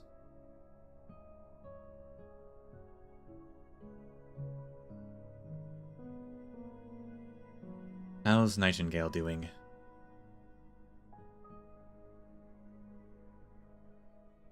Shining looks past the window and at Nightingale sleeping soundly under the trees outside. Not great. Liz has never been more stable than she is right now, but the oranginium arts in her body is rising, and it's highly likely her nocipiters will be affected.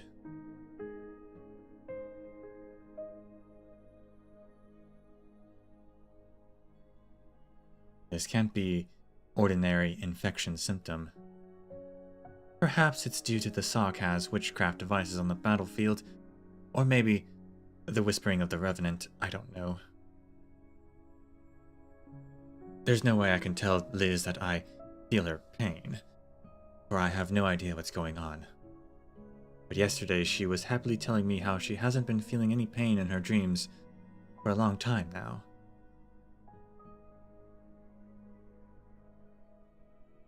You're hesitating. You've been like this ever since you returned from the Confessaris' place alone. Do you remember what you told me when you applied to come with me to Londinium? To heal Liz, Dr. Cowsett. This goal I've never wavered on. We may not have the exact status of her illness, but we all know what it means to heal her. The things we need to do will not change. On this I'm clear.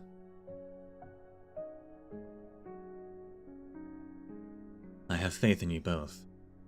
The way you look at Nightingale isn't just with compassion, not just her doctor. She's healing your fears too. Her body has its issues, but she's a member of the Followers, as well as your companion, and not a delicate flower that needs your protection. Confessori's secret is truly a sickening affair, but we might only be able to uncover the truth by facing the abomination lurking in the utmost depths head on.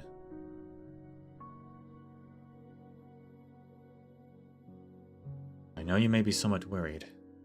As I said when we first agreed to work together, Rhodes Island will help you if you ever need a hand. Thank you, Dr. Cowsett.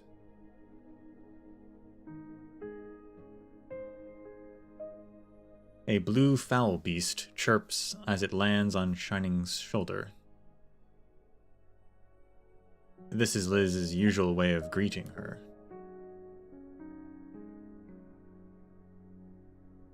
Does Liz control birds? Liz is awake. I'll go fetch her.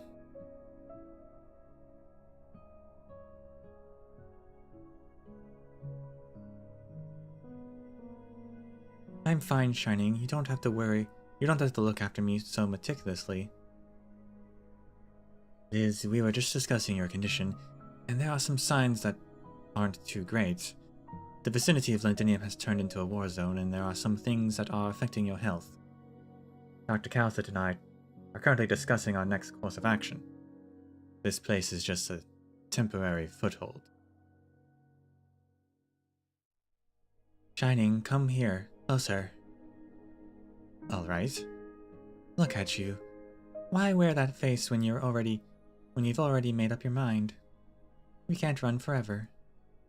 The way things are now, we might as well confront them with our dignity intact, right? I know you'll stay with me, but I'd rather stay here and be a little more proactive. Liz. Be strong, Shining. Your brows have been knitted ever since you met with them. Are you nervous? Alright. While I was napping under the tree earlier, I had a dream. Think we were children walking in the stream. The water didn't even reach our calves. It was cold, but very pleasant. We didn't speak, only walking along quietly.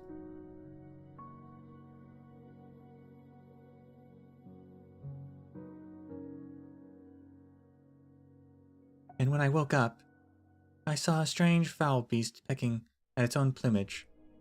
It seemed to be pecking at its bruise-covered body until it was entirely covered in blood. It gazed at me with a pleading look in its eyes, crying as it huddled in its own nest. But it was not liquid pouring down its face. It was white wax. Even its mess of feathers were all frozen, and it was still chirping before it died. We're gonna keep saying this name, huh? Qui Chartouche d'Alge bears witness. It was a strange melody that sounded like... Qui Sartouche Taj bears witness. Ancient Sarkaz language. Liz. Shining spots a black fowl beast resting on the tree, weakly nesting on a crown made of dead branches. It looks back at Shining, and a trembling cry resounds from its cynrix, a rhythm permeating. Ancient Sarkaz language. A black feather floats from the crown of the dead branches. It covers everyone's vision despite its tiny size. You led me here, and so I've come to take you home, Liz. Monster. High-pitched braying. Return from whence you came.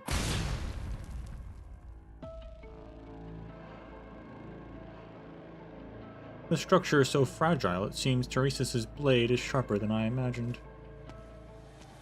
Ah, it's this guy. He just, like, flicked Monster?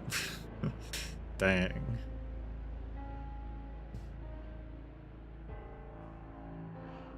Watch out, Shining. It's fine, Liz. He can't harm me. You've regressed. It will be a challenge to return your body to its peak condition. That will eat into my experimentation time.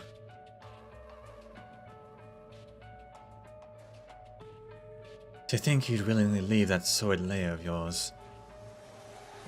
The black fowl beast rests on the dead branches in the Confessaris' hand. Its robust body is covered by an abundance of feathers, shining with luster. It was reborn so easily and instantly from corruption. Seems like you're anxious about something as well. We have already arrived at the gate. We've made great strides in our experiments, even just knocking softly on the door. You must attend the final ritual. Monster, meltdown. Angry howling. 5 minutes will be enough. Salus, stop her with your life. Do not let them hinder me. Of course. A black curtain of satin drapes down. It binds the howling monster in multiple layers, giving it less and less space to struggle. Pained howling. Her arts are back. Is that Amia's? What have you done to her? Or black, never mind, not back. No. They didn't defeat her. I kind of forget what Salus's voice was, but we'll go with it. I should have been able to present the King of Sarkas to the leader unharmed. It's a pity. But no matter. Even just getting a glimpse can let the fake take another step forward. Check it before tomorrow's stream. Watch her never show up the rest of the episode.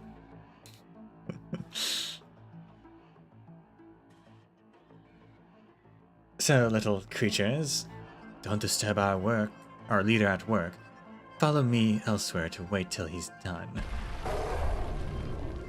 Angry wailing. Monster. You know, Monster's only ever done anything really when he fought against Crown Slayer. Every time since, Monster hasn't done much, you know? Reunion just kind of dodged everything.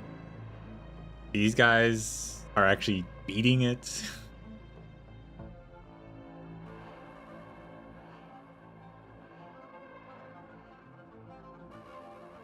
I guess Monster fought the Emperor's Blade guy. I guess that worked out pretty well.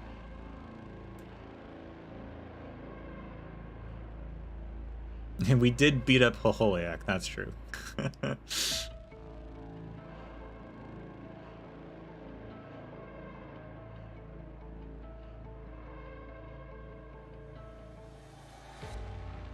Dr. Cassett, you're in no shape to exert yourself. I said last time that our next meeting would be on the battlefield. Oh, then why are you concealing your sword even now? You swore to sever your ties with your lineage when you left home, and this whole time I've been looking forward for you to return and fulfill your promise. I gave you time, but you disappoint me again and again.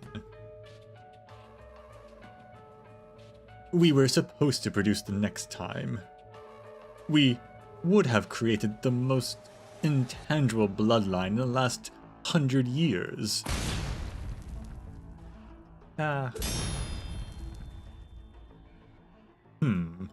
Sharp, but so impure. What's happened to your soul? Did you think you still had hope to cling onto after leaving us?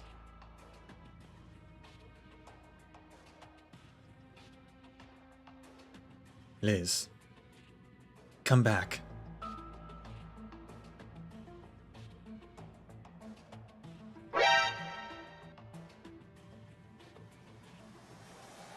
I won't let you manipulate me. Oh, you're a creation that has surpassed my expectations. You're supposed to just be a shell, and yet you can touch me. Now, Shining. I can't hold on much longer. A strange feeling surges from within Shining. Nightingale is resisting the Confessarius and even suppressing him. The ancient devil's soul has never manifested in such a vulnerable state before. Bloodline. The word itself sounds unreal, but at this moment, there only seems to be an extensive crack right in front of her eyes. But Shining hesitates. Why is this so simple? How could it be this simple? Nightingale, stop. It's a trap. He's waiting for your arts to resonate.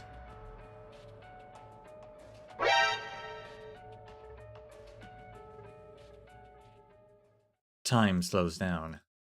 Monster fights with Solace as Calcit yells out. Everything flows past like streams of light. Both you and I know where fate will lead us, but those without self-awareness will only trap themselves in their own pitiful cage. It's futile to despise your bloodline and resist your fate. No one can deny the natural gifts bestowed by our blood. I will do for you what you're hesitating to do, to crack an opening in the cage, enter it with me, and I will bring you onto the right track.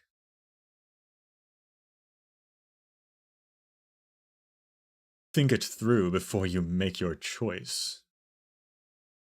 Ancient Sarkaz's name.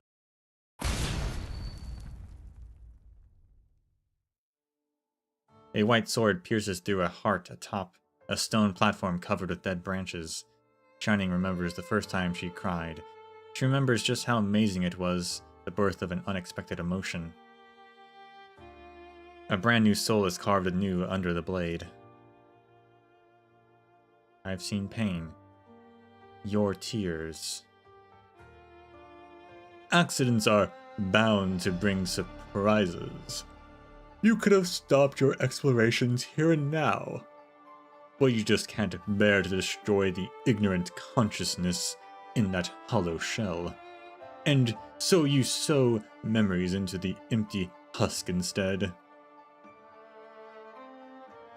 She's Liz. She shouldn't. You did this on your own free will, filled up this consciousness with a name, with Liz.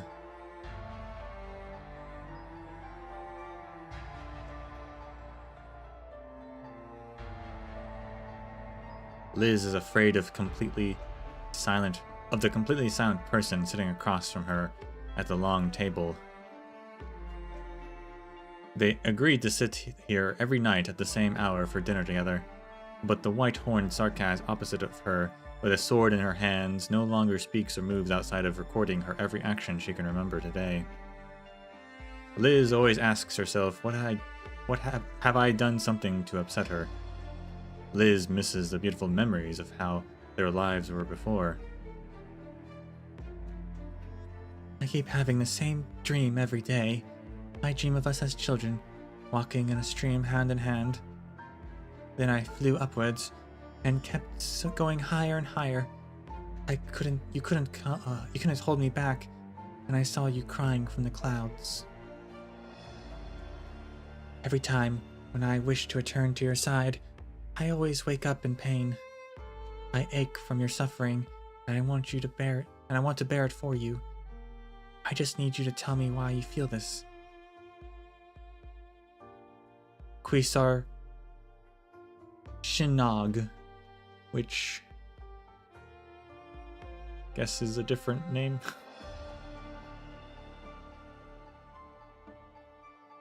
Quisar Shinog. This name means inseparable hope, our destiny.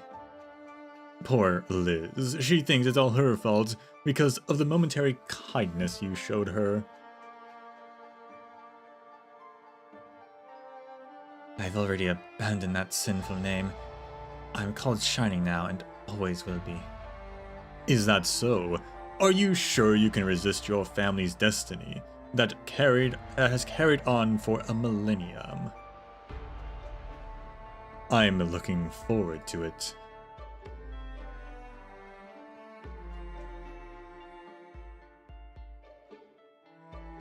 Liz holds the blue fowl beast rescued from the river in her hands.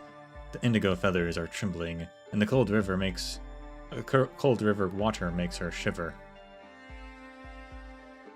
She thought Quisar Shinog would get angry at her, but the sorrowful Sarkaz merely weaves a brand new birdcage for Liz. Put it inside and it'll always stay safe.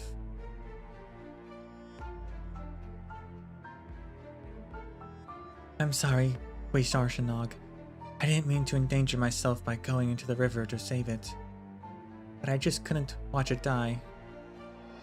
I became fond of it the moment your family gifted it to me. It likes to fly freely, but once it gets too far away from me, it seems to lose its life and falls into the river. You say I did something similar yesterday, but I have no recollection of that at all. but I'll listen to you and put it inside the cage. I'll keep it safe. Please don't get angry. I promised you something so foolish as this won't ever happen again. The cage has finally accepted their own duty, and you have also realized your own destiny. The more fragments and lies you fill her up with, the more confusion and suffering she goes through. I've lifted those dusty fragments for her. There's no undoing her awakening, and eventually she will suffer as her rootless consciousness crumbles. I won't let that happen, Father. I'll end our sins with my own hands, and Liz will be cured. And what next? Isn't her regaining the truth the very thing you fear, my dear sister? Is this the source of your woeful hesitation?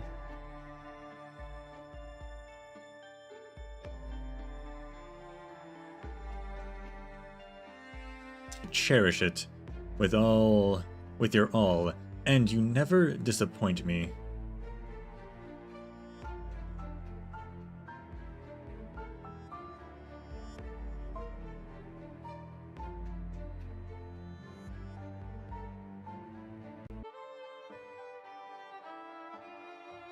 You. Even want to use the hope she found herself.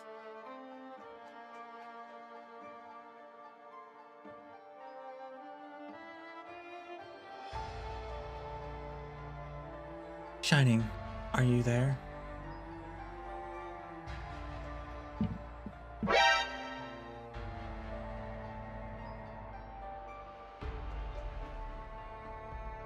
I can sense your breathing, but I can't see you. I'm here, Liz. She can't hear your voice. We're walking within her tattered consciousness. Inside the cage. Shining sees the blue foul beast, huge enough to fill her vision. Giant, gray eyes look down on her. She is unable to see herself reflected in those eyes. The foul beast's sharp beak opens and closes. A mellow voice trails in from nowhere. Shining, there's a vague question echoing in my head together with a name that stings me, but I can't recall it at all. I might be able to remember it after we leave this place. I found I can share the pains of others and slow down their lives withering away. You said we'd go to faraway places to find a way to cure me, and maybe I can cure others in pain along the way too. She's submerged in those disorderly, fragmented memories, and will eventually lose herself in them. Or perhaps she'll go mad, or maybe she'll end her own life before that happens. But you know how to solve this. Quisar Shanag, I've taught you. Draw your sword and cut down your blood relatives here and now. Our souls will reconnect with your sword as a bridge, and you will give birth to ancient power. This is your inescapable destiny. Become one with me, and use the remains of your bloodkin to nourish her consciousness that will stay shattered otherwise. Forgive me, Liz.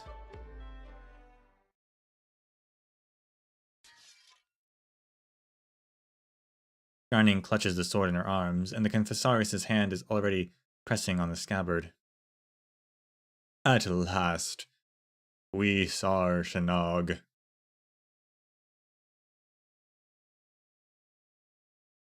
Day and night are about to pour out from the sheath, but a single hand holds on to Shining's sleeve.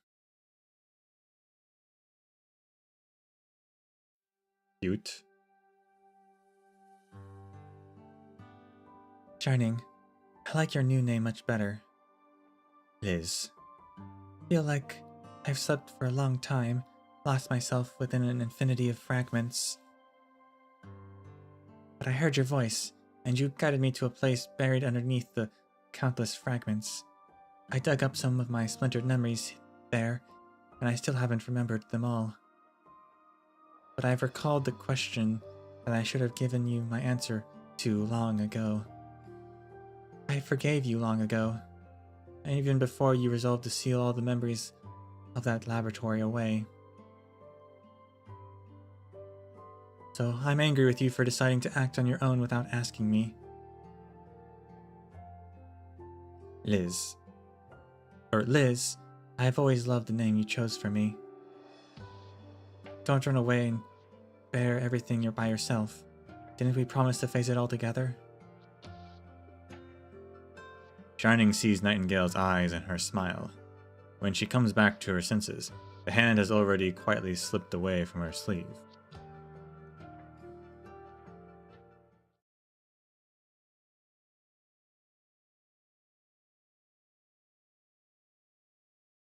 A tragedy that we have here, but the ending has already been determined. You killing me will turn you into the breeding ground for the next in our bloodline, or you can look on helplessly as you watch me take her away and drown in your regrets after. It's all the same, sister.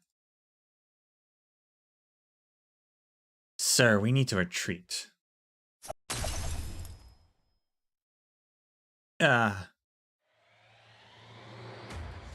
We've arrived.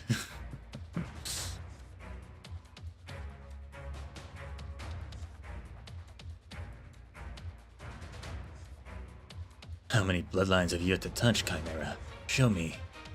How many times can you put blood back into your body and tell yourself your own fate? Confused growl.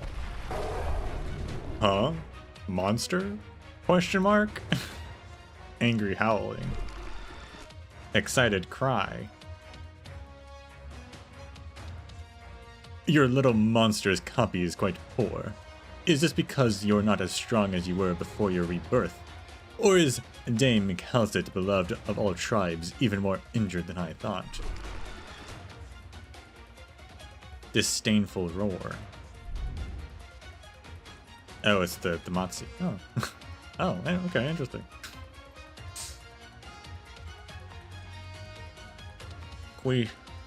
Quisar to stall. The other part has chosen you. So what will you bring him? The name Quisar to Tushtaj itself is the answer. An ancient sarcasm. Inextinguishable hope.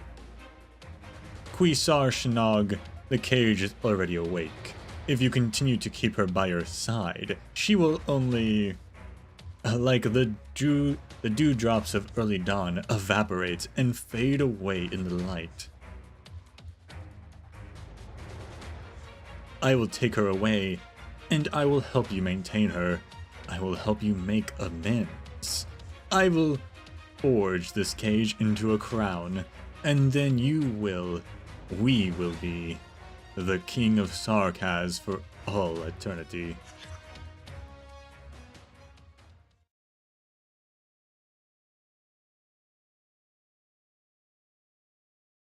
There's no point in chasing after him. Take stock of our losses and prepare to move at once. We still have unstabilized wounded, but our cover here has already been blown. Dr. Calcit. Operator Nightingale is an employee of Rose Island Medical Department, and we will not allow anyone to take her away or do her harm. But we might place her in greater danger if we make any rash moves. After all, we're facing an immortal Lord of Fiends that has been coveting the crown for thousands of years. Quisar Tushtaj, the one who knocks on the door, the king of usurping kings. I knew the threat of the Confessari since the days of Babel, even though my numerous countermeasure attempts were all in vain. Teresa's concealed them so well that everyone merely thought of them as the Regent's guards.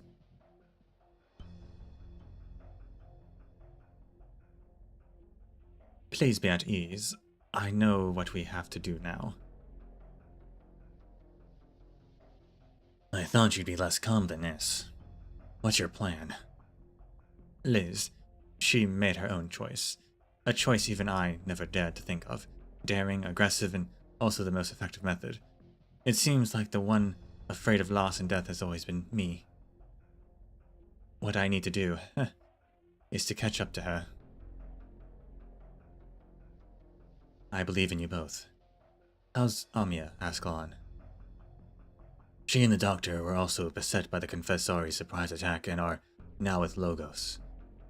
Amia has been affected by some kind of witchcraft. The one who they call Salus tried to seize the King of Sarkaz's powers from her directly and failed, but Amia's current condition is very strange. She's fallen into a coma. Amia's connection with the Lord of Fiends is only growing stronger, so we can only place our faith in her.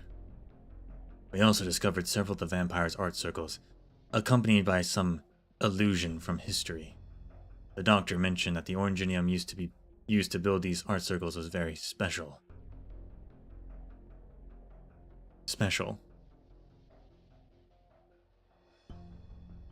Well then, Lord Damazi, I thank you for your assistance. What do you seek from us? We seek change, to hone ourselves, and meaning. We seek the meaning of living a long and disordered life. You will show it to us, and we will verify it. That's all.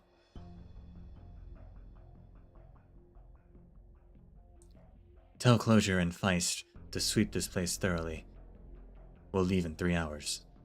Leave a message for W to head towards Brentwood as per our original plans. Well, what a coincidence. We really have to hurry.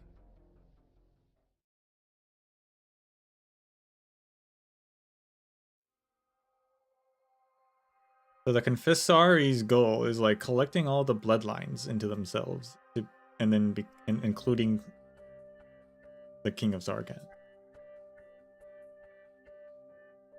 And that has something to do with Liz?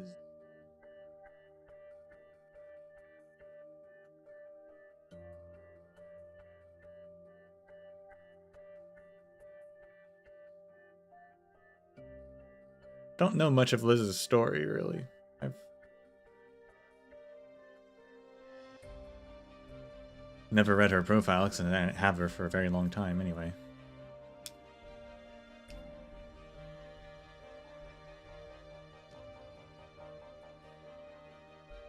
But I guess she wasn't like a person until the Shining like gave her a personality.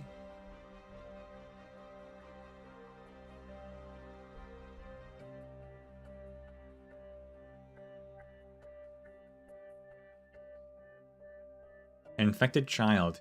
Hey, Uncle Noel, the lenses in my glasses fell out again. Alright, who's this guy? I told you so many times your ears are too soft. You grip them on the frame so hard every time you feel your glasses sliding down your face, you break and change their shape. So of course the lenses won't stay in place. Let me have a look. It's because you give me such a heavy pair to wear. But I found a better method, look. Little Susanna pulls out 2 leaves from behind her, wedges the stems on her ears, with the tips resting on her nose bridge. Ah, glasses of green fashioned with leaves. Ta-da! What do you think? Can you see with them? I can't really. Just face the sun like this. The child goes over to Noel and puts 2 leaves on his eyes. Noel's vision is filled with a verdant green. Alright, kid, you, just look. Leaf vines, or veins even. The sunlight at noon in the forest is not very strong, but it is enough to shine through the thin leaves and reveal their interlaced veins, clear for all to see. How is it? You can see, right? You won't see anything interesting with that from far away on your face, Uncle Noel. He stares blankly at the sun with the leaves covering his eyes. I can't say anything at all. But I know the story from Yen of the East. Tale of missing the forest for the leaves. Nuh-uh, not listening. You're as boring as ever, Uncle Noel. The child with the glasses made of leaves comes and goes like a breeze, and disappears into the distant camp in a blink of an eye.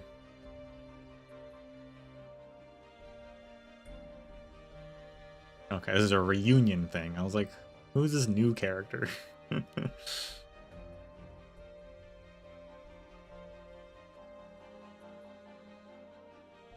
It seems like you don't get along with the children, Mr. Noel. If it isn't Tallulah. Done with your work? I told that story to my son once. However, he didn't like hearing my stories either. Maybe I'm just not suited for it. You have an abundance of experience, even if we only know it from a smattering of phrases. An average downtrodden Victorian optometrist who fled here after his shop was taken from him amidst the war. He sympathized with the infected, who were being discriminated against, and so chose to join their group and help out a little with his abilities. You've always displayed a respectable character ever since I got to know you, Mr. Noel. But it's because of that Please speak your mind, Tallulah. I'm just curious why I, long-lived like you, would deign to conceal your identity and do such insightful things. I noticed, of course, this is still much better than the worst-case scenario I thought of. However, you can deny it, and we'll speak of it no more. I'll tell 9, though.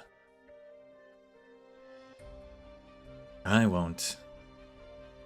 Noel smiles, plucks a leaf, and fiddles with it.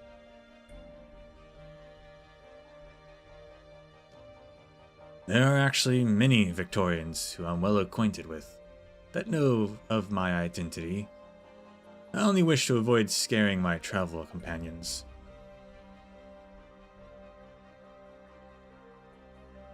But I'd like to correct you on one point, Tallulah.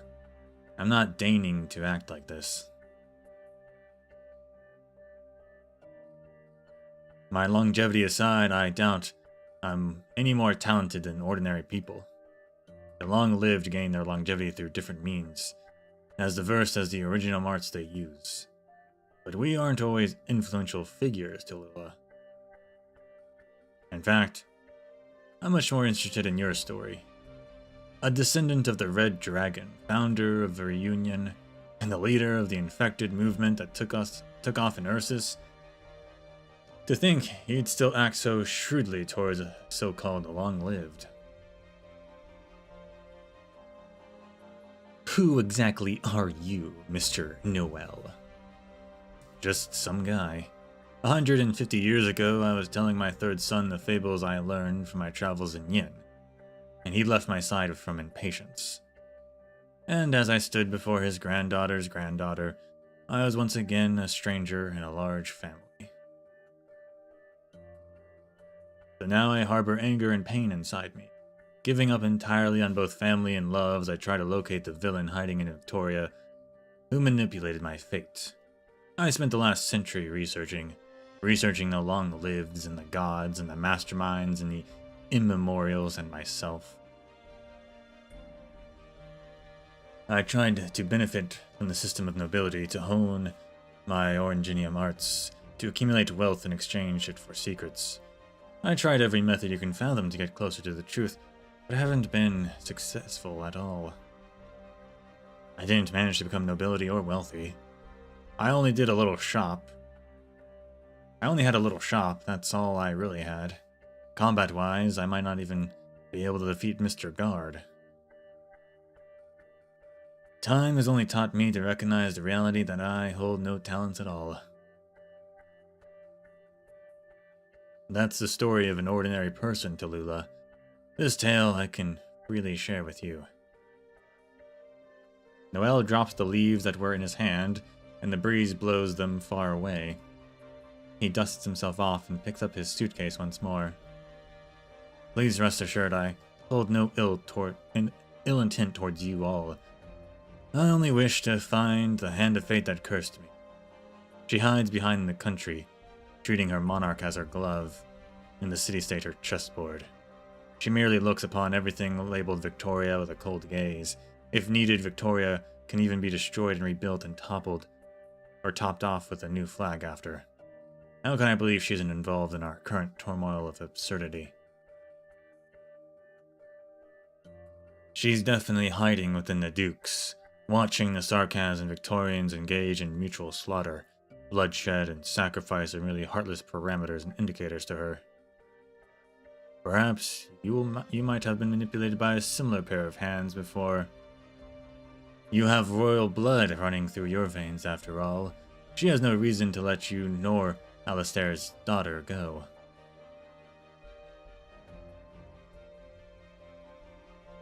Me? I know another conspirator, but he doesn't deserve to be called a god, nor can he manipulate my fate. But that's exactly how they live on, Delula. I want to know how to kill them, or perhaps how to kill myself. It's getting late. I need to fix little Susanna's glasses. Mr. Noel, you... Delula, the reason why I'm willing to tell you all of this and why I joined Reunion, do forgive my selfishness, it is due to the intuition I've honed by the extra century I've lived. You too have resisted such a predetermined fate. All of you here have. Well, okay then. Just adding another thread to this ever-expanding tapestry.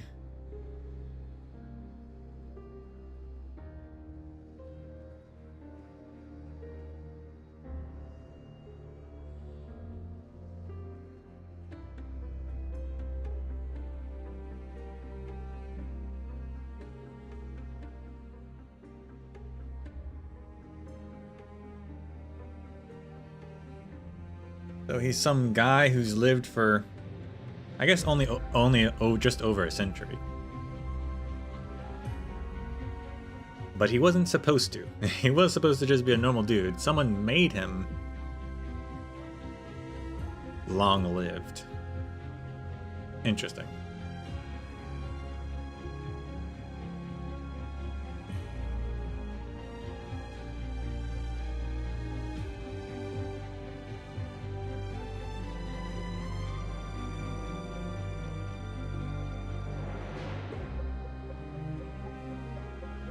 Someone hiding with the Dukes, apparently, of Victoria. I don't know who that would be.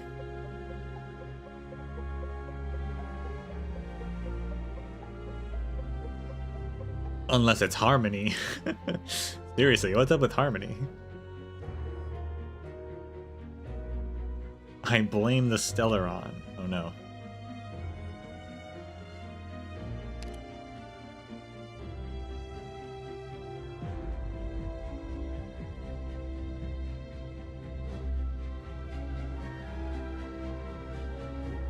It's probably someone we've not met. I think that's probably a new storyline.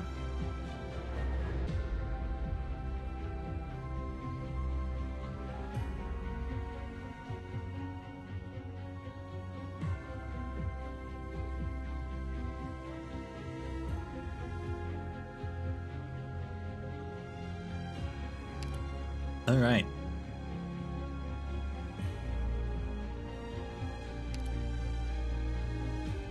The Promised Land drifts, make staunch your ego and confront the lamentations of their souls even.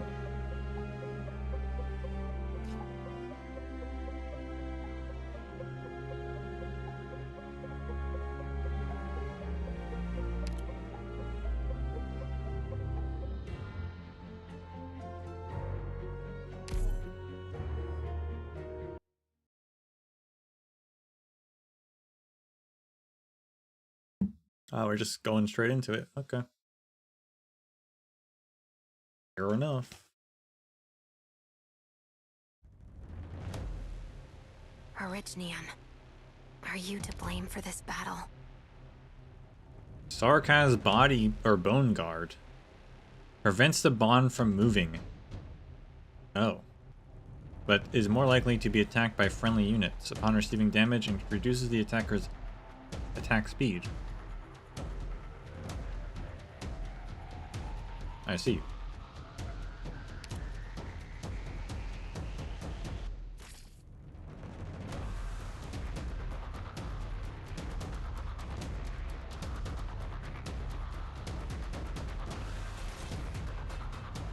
That guy's not in the bomb radius, though. I'm not sure what that means for us.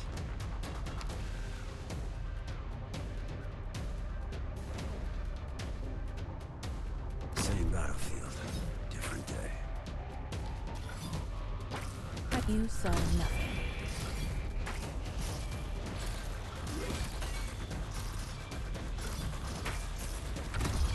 Moving to designated location.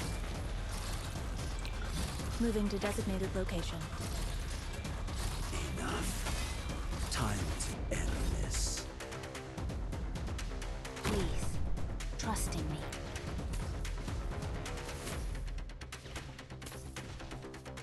Oh, the bomb's going that direction. I misinterpreted it. Picked out your bait yet? Of course, there's another guy coming as well. Sense deprived by Ember. Excuse me. To fight. Fear not the firelight. Guess they leaked through. Don't keep nothing to mask the scent of despair.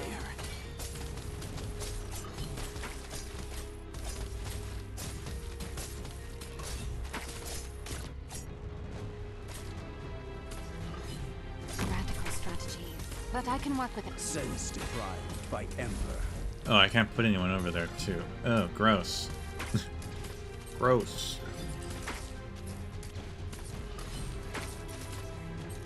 Enough. Time to end this. Good time.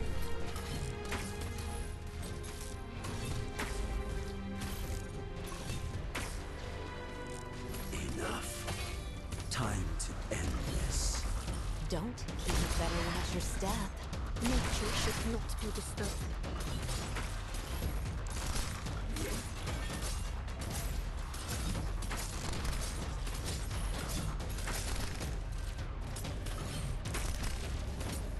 The battlefield all around. More likely to be attacked, they said. She's attacking another person. I'm prepared to fight. May I draw my sword? No need to hold back. Dolphin's dead. I'm prepared. Fear not the firelight. The battlefield all around you. Where do you think you're running?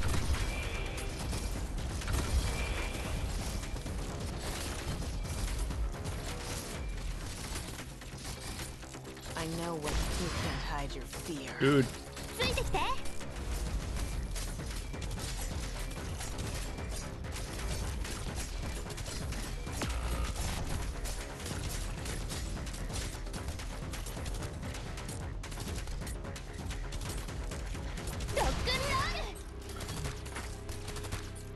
The battlefield all around you. Where do you think you're running? A new challenge.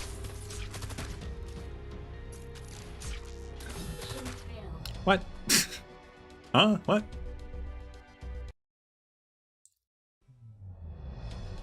まあ銃だって詰まる時はあるし、人生も同じだよ。気にしない気にしない。 Pretty sure I only leaked one person.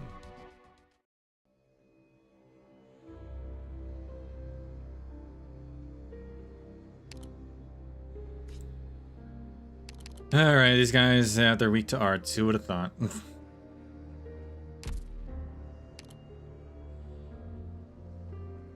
Who would have thought?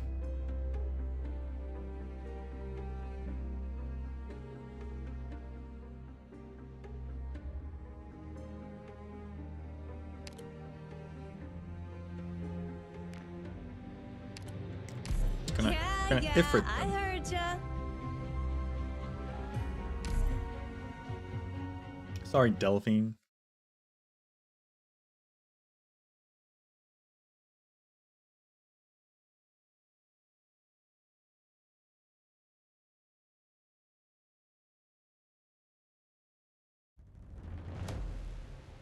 Embers will hide our footsteps.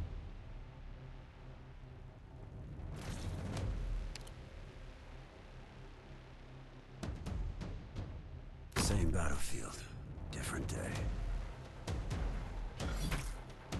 Pass on your last words? No. Need speed to succeed. Your lives are mine to protect. I'm listening.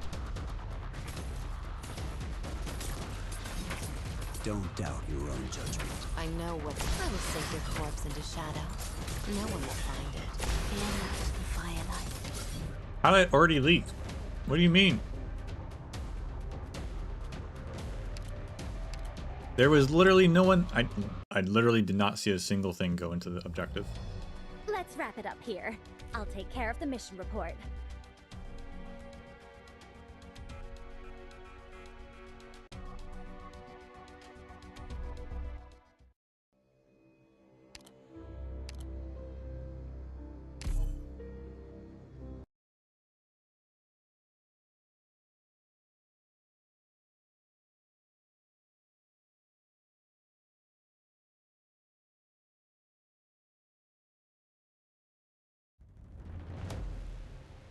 I'll blow up what I want. You guys do whatever you please.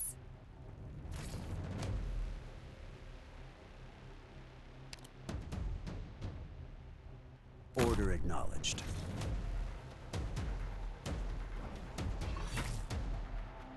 But you saw nothing.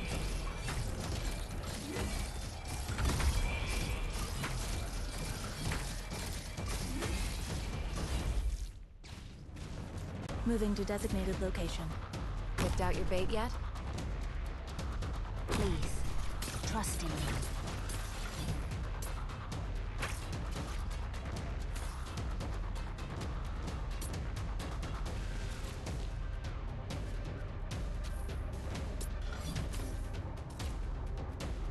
Can your eyes keep? The battlefield. I guess it's that guy over there. Where do you think? Please can't hide your fear.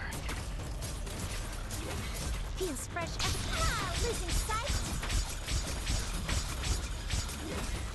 I'm prepared to fear not the firelight. Let the world burn! Enough. Time to end this. I see them. I'll be right back.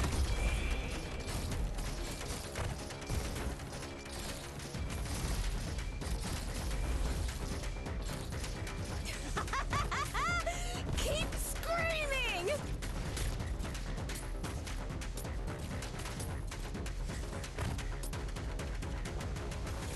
Judge by appearance and suffer the consequences. Does it hurt? I bet it does! Feels fresh every time. Feels bad to lose your target. Nothing can mask the scent of despair. Got a problem? All right. Texas is the only one who can push, apparently.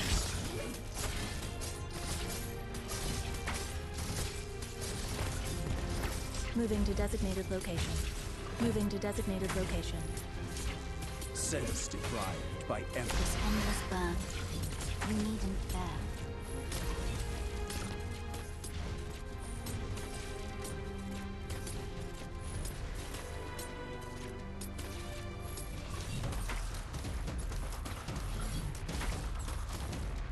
I was blind by hate. Better watch your step.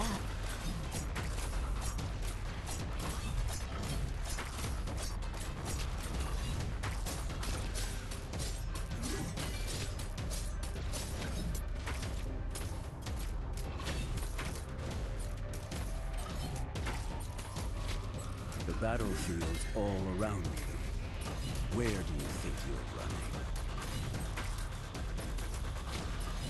Odoer is actually dying. I'll be right back. Moving to designated location. Moving to designated location.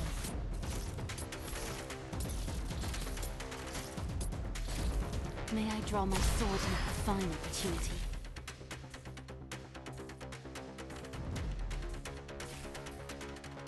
May I draw my sword now? May I draw my sword? Oh yeah, she doesn't attack people who are below 50%. Right. Don't. Nothing can mask the scent of despair. Need speed to succeed. Does it hurt? I bet it does!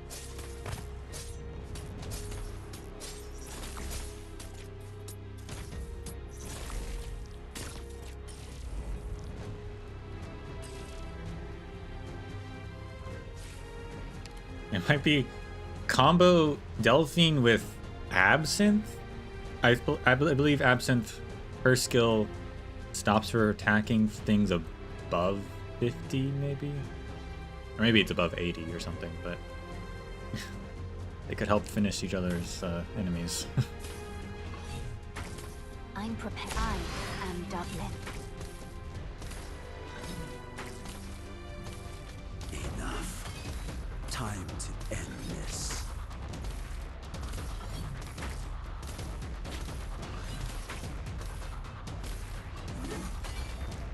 Mission accomplished.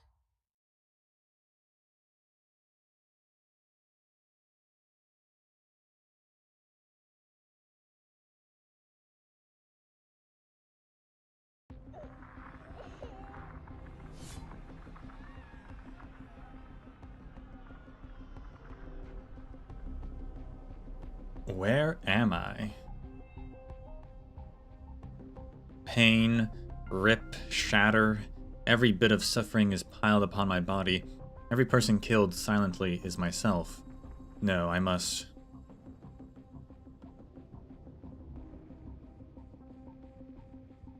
But why can I not summon the strength? Someone seems to be urgently calling my name.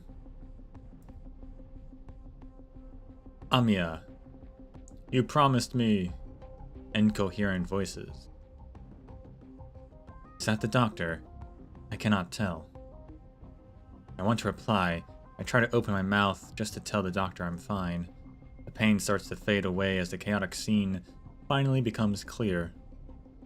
I search for what strength remains in my body.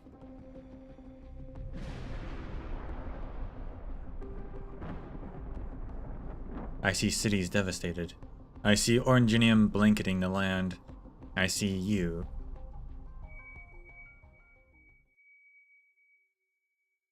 The fuzzy echo gets further away as I open my eyes.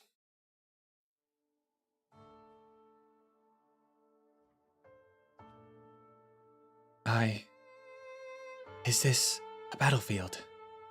My battlefield. The battlefield of the King of Sarkaz.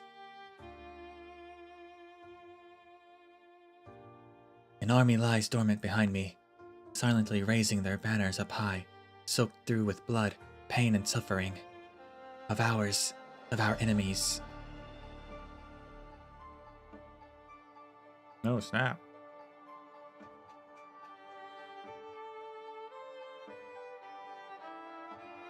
We will take this lost city. Their resistance has reached an end.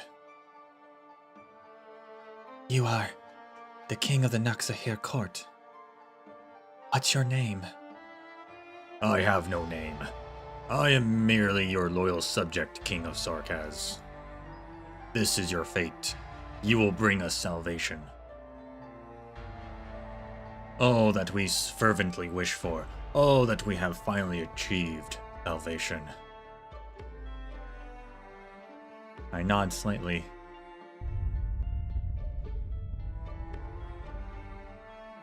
A droning cry fills the air, declaring a new chapter of destruction. The earth beneath my feet, it squirms, it curls, all because of me. This is the grace of the Lord of Fiends, has bequeathed the land. The formation begins advancing. Your will is ours. You have answered the prophecy, and thus it will yield its rewards. Please leave it to us. This battle will not drag out much longer. Prophecy. Prophecy. I once heard that. You look exhausted these days. Amiya, you can't go on like this. You need to rest. Teresa. Is that it? I'm exhausted. We fought a difficult battle at the Defense Forces control tower, with Dr. Calcit taking a serious injury. Norport Bureau has been locked down, all of its residents left for dead. We are at the tender mercies of Victoria's catastrophes, but our military is yet to give up. Within the Sargonian city of gold, the Jayiden millennium-old roars nailed shut in their coffins. Uh-huh.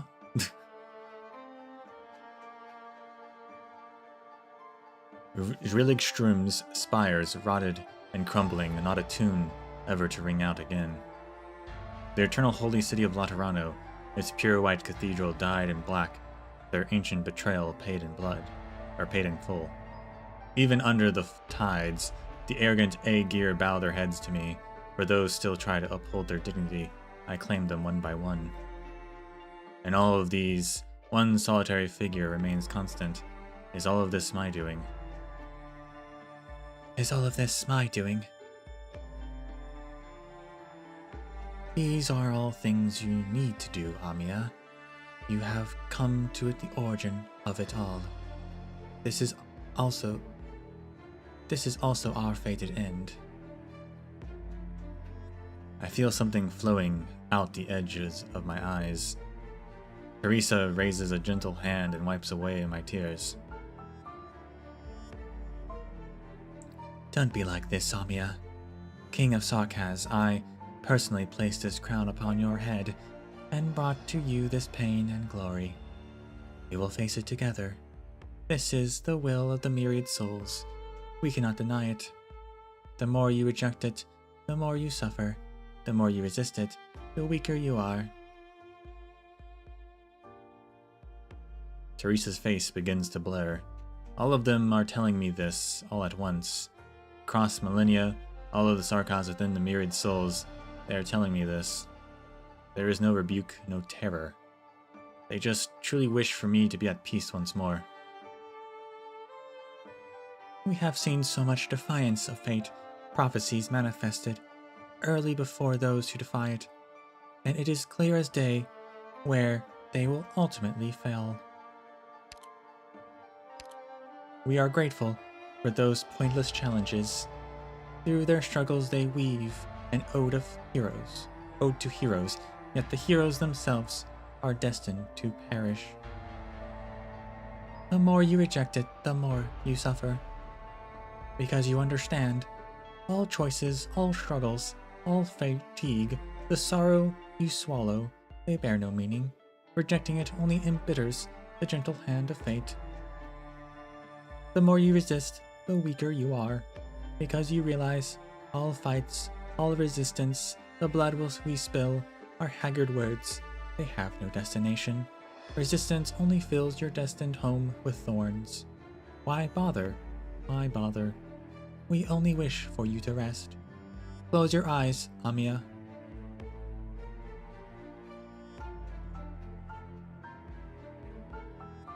Close your eyes.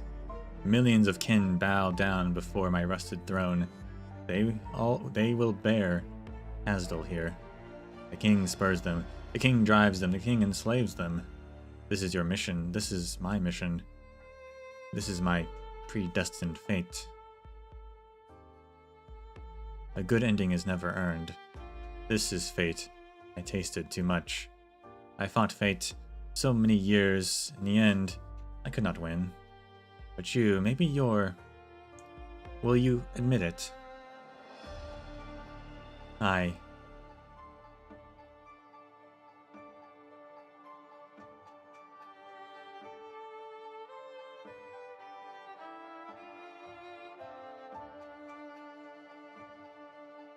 You're afraid, little king. You know my ending. You believe all the prophecies will be realized. You will be the origin of ruin, You will be the harbinger of disaster.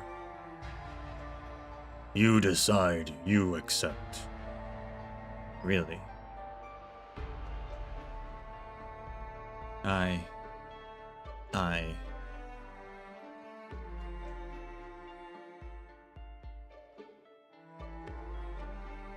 Without exception, Amiya. Even he, Boldrakas T, succumbed to fate. Are you stronger than him, braver than him? Do you think those soft shoulders of yours can bear the weight of the frost and blades he borne? At the end of your journey, you will regret, you will suffer for your sin of not being able to accept who you are.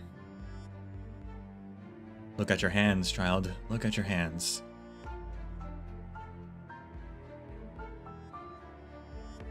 I glance down, feeling at my hands. I try curling my hands into fists. Is this my will?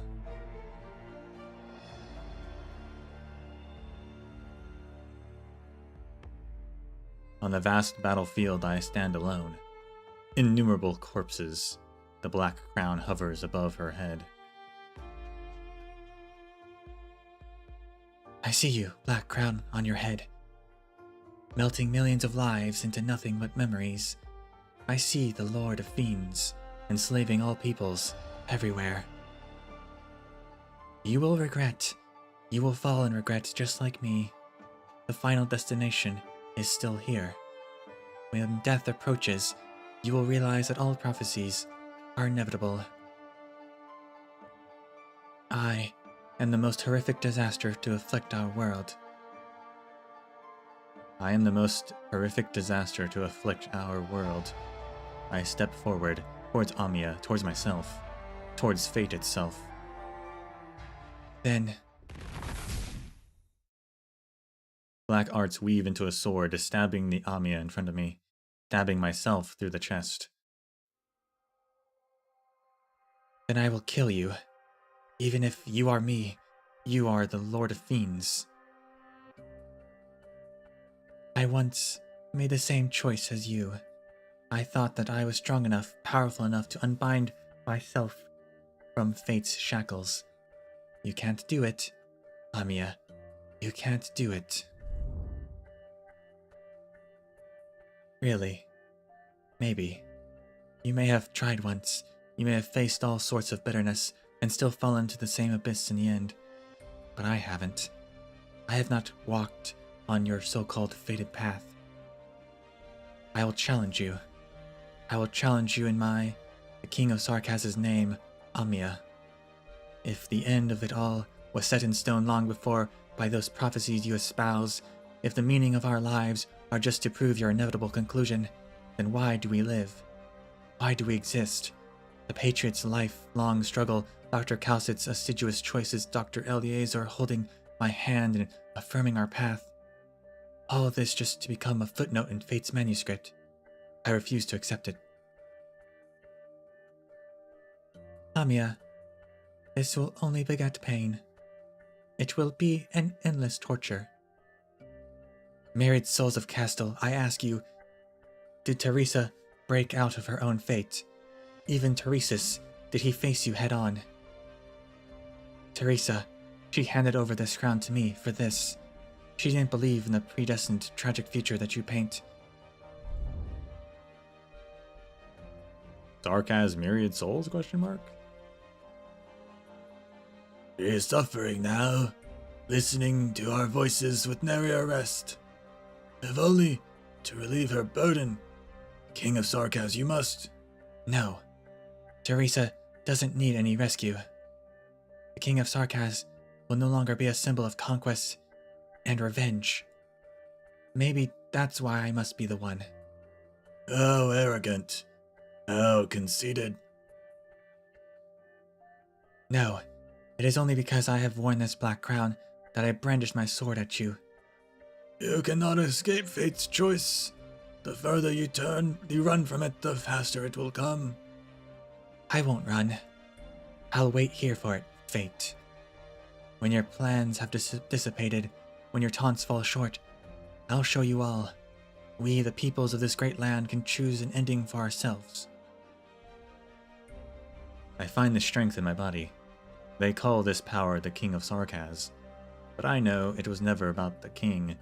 This power was never meant for conquest or for subjugation. Its true objective is survival.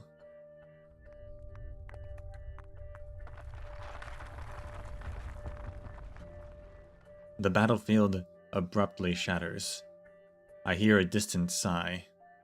It carries no anger, no fear, no sorrow, just a sigh. Was this a reply from the myriad souls, or just myself sleep-talking as I awake from a nightmare?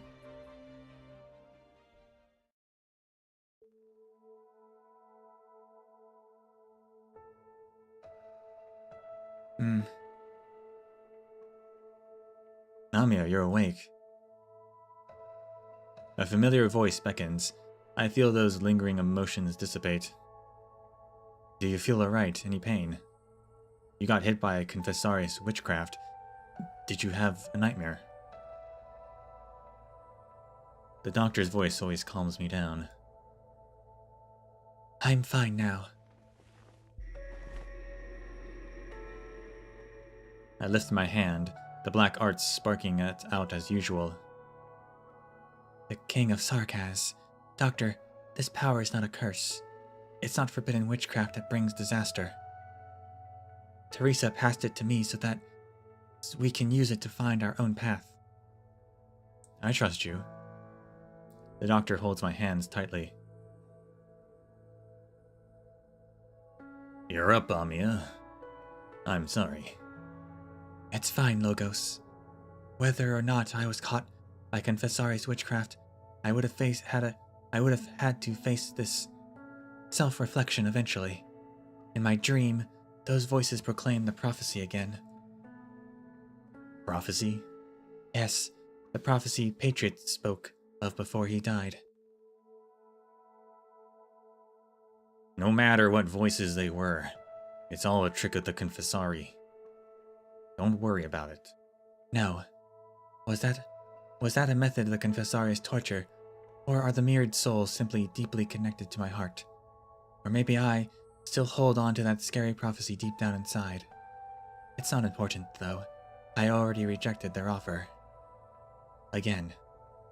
Good. I still want you to get a full checkup from Dr. Councet, though.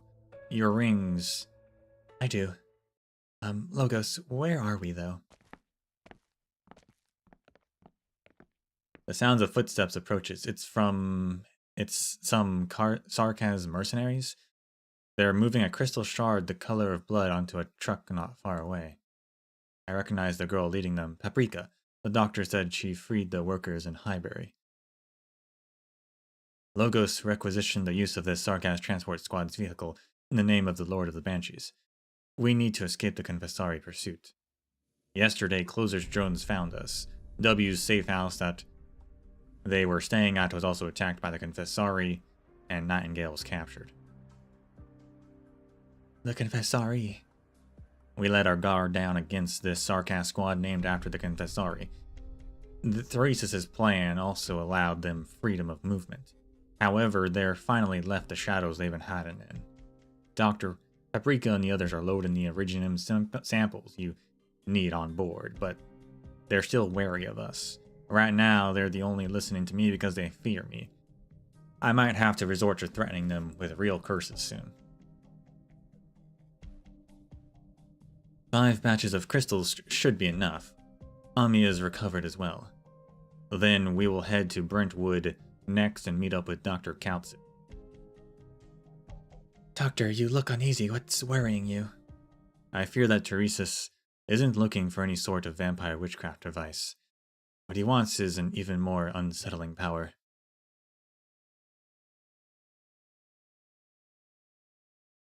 To drive them away with fire is easily done. But if we're to ensure they'll never come back to hurt us, then a fire is not enough.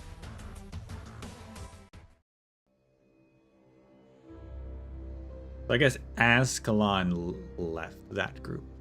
I thought when she showed up we were all there, but I guess she went on her own to the safe house. We're still with Paprika.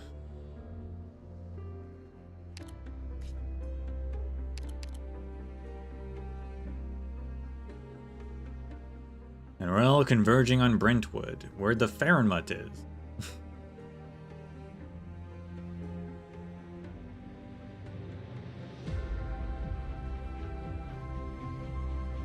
I wonder what the timeline's interesting because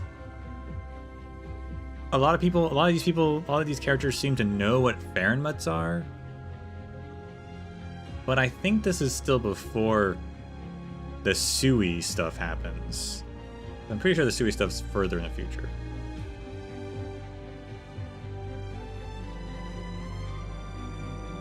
So there's no Farenmuts at Rose Island.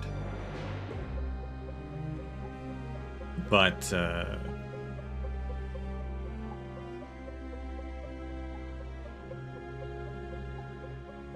they're still the idea of them is still known to some of these characters.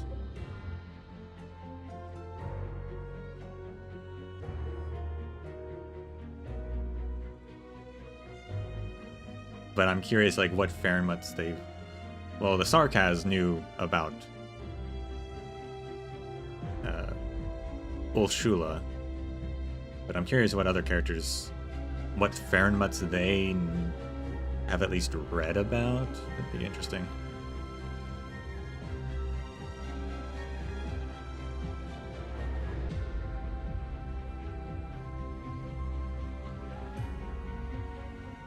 Sarkaz Bone Guard is responsible for protecting this Farenmut's skeleton. As some of the most loyal adherents of the military commission, they will carry out their duties at any cost, even if they must shed their own blood.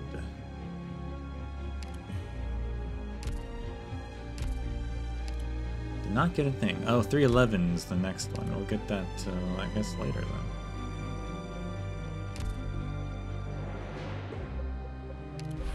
Actually... No, I don't know if it tells us there's a story or not before. We're gonna assume there is. Have you been doing well lately, Doctor?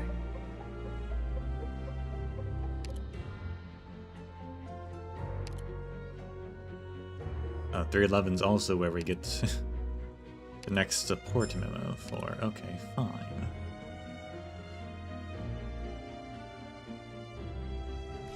And where we get the new interface.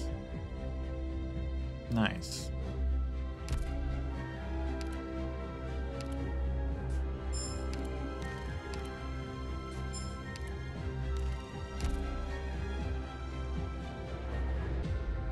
Big upgrade for 311.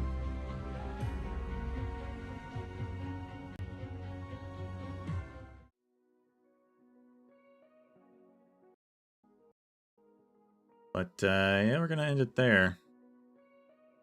Because I'm assuming it's got a story, the next level, which I'm going to assume it does. That'll take too long.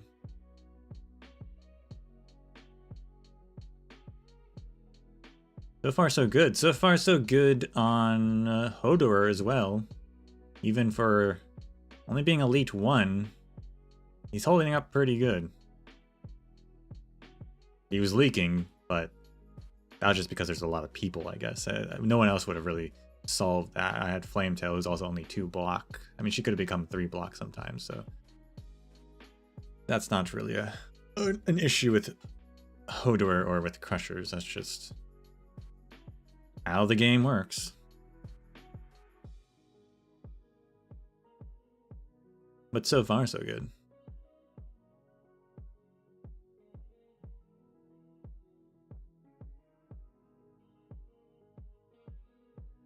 I don't know. I have to check my guard stuff. Yeah, I need some more chips. We wanted to go further with him. Which aren't active today anyway, so there you go.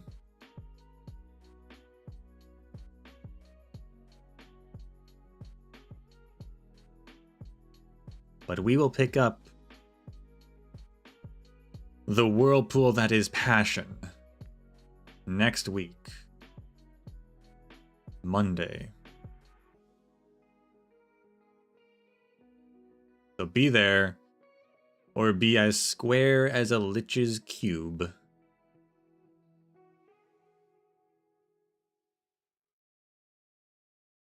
Until we meet again, may the sands of time treat you well.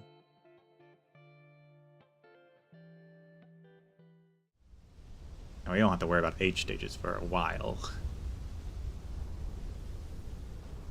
Maybe one day, though.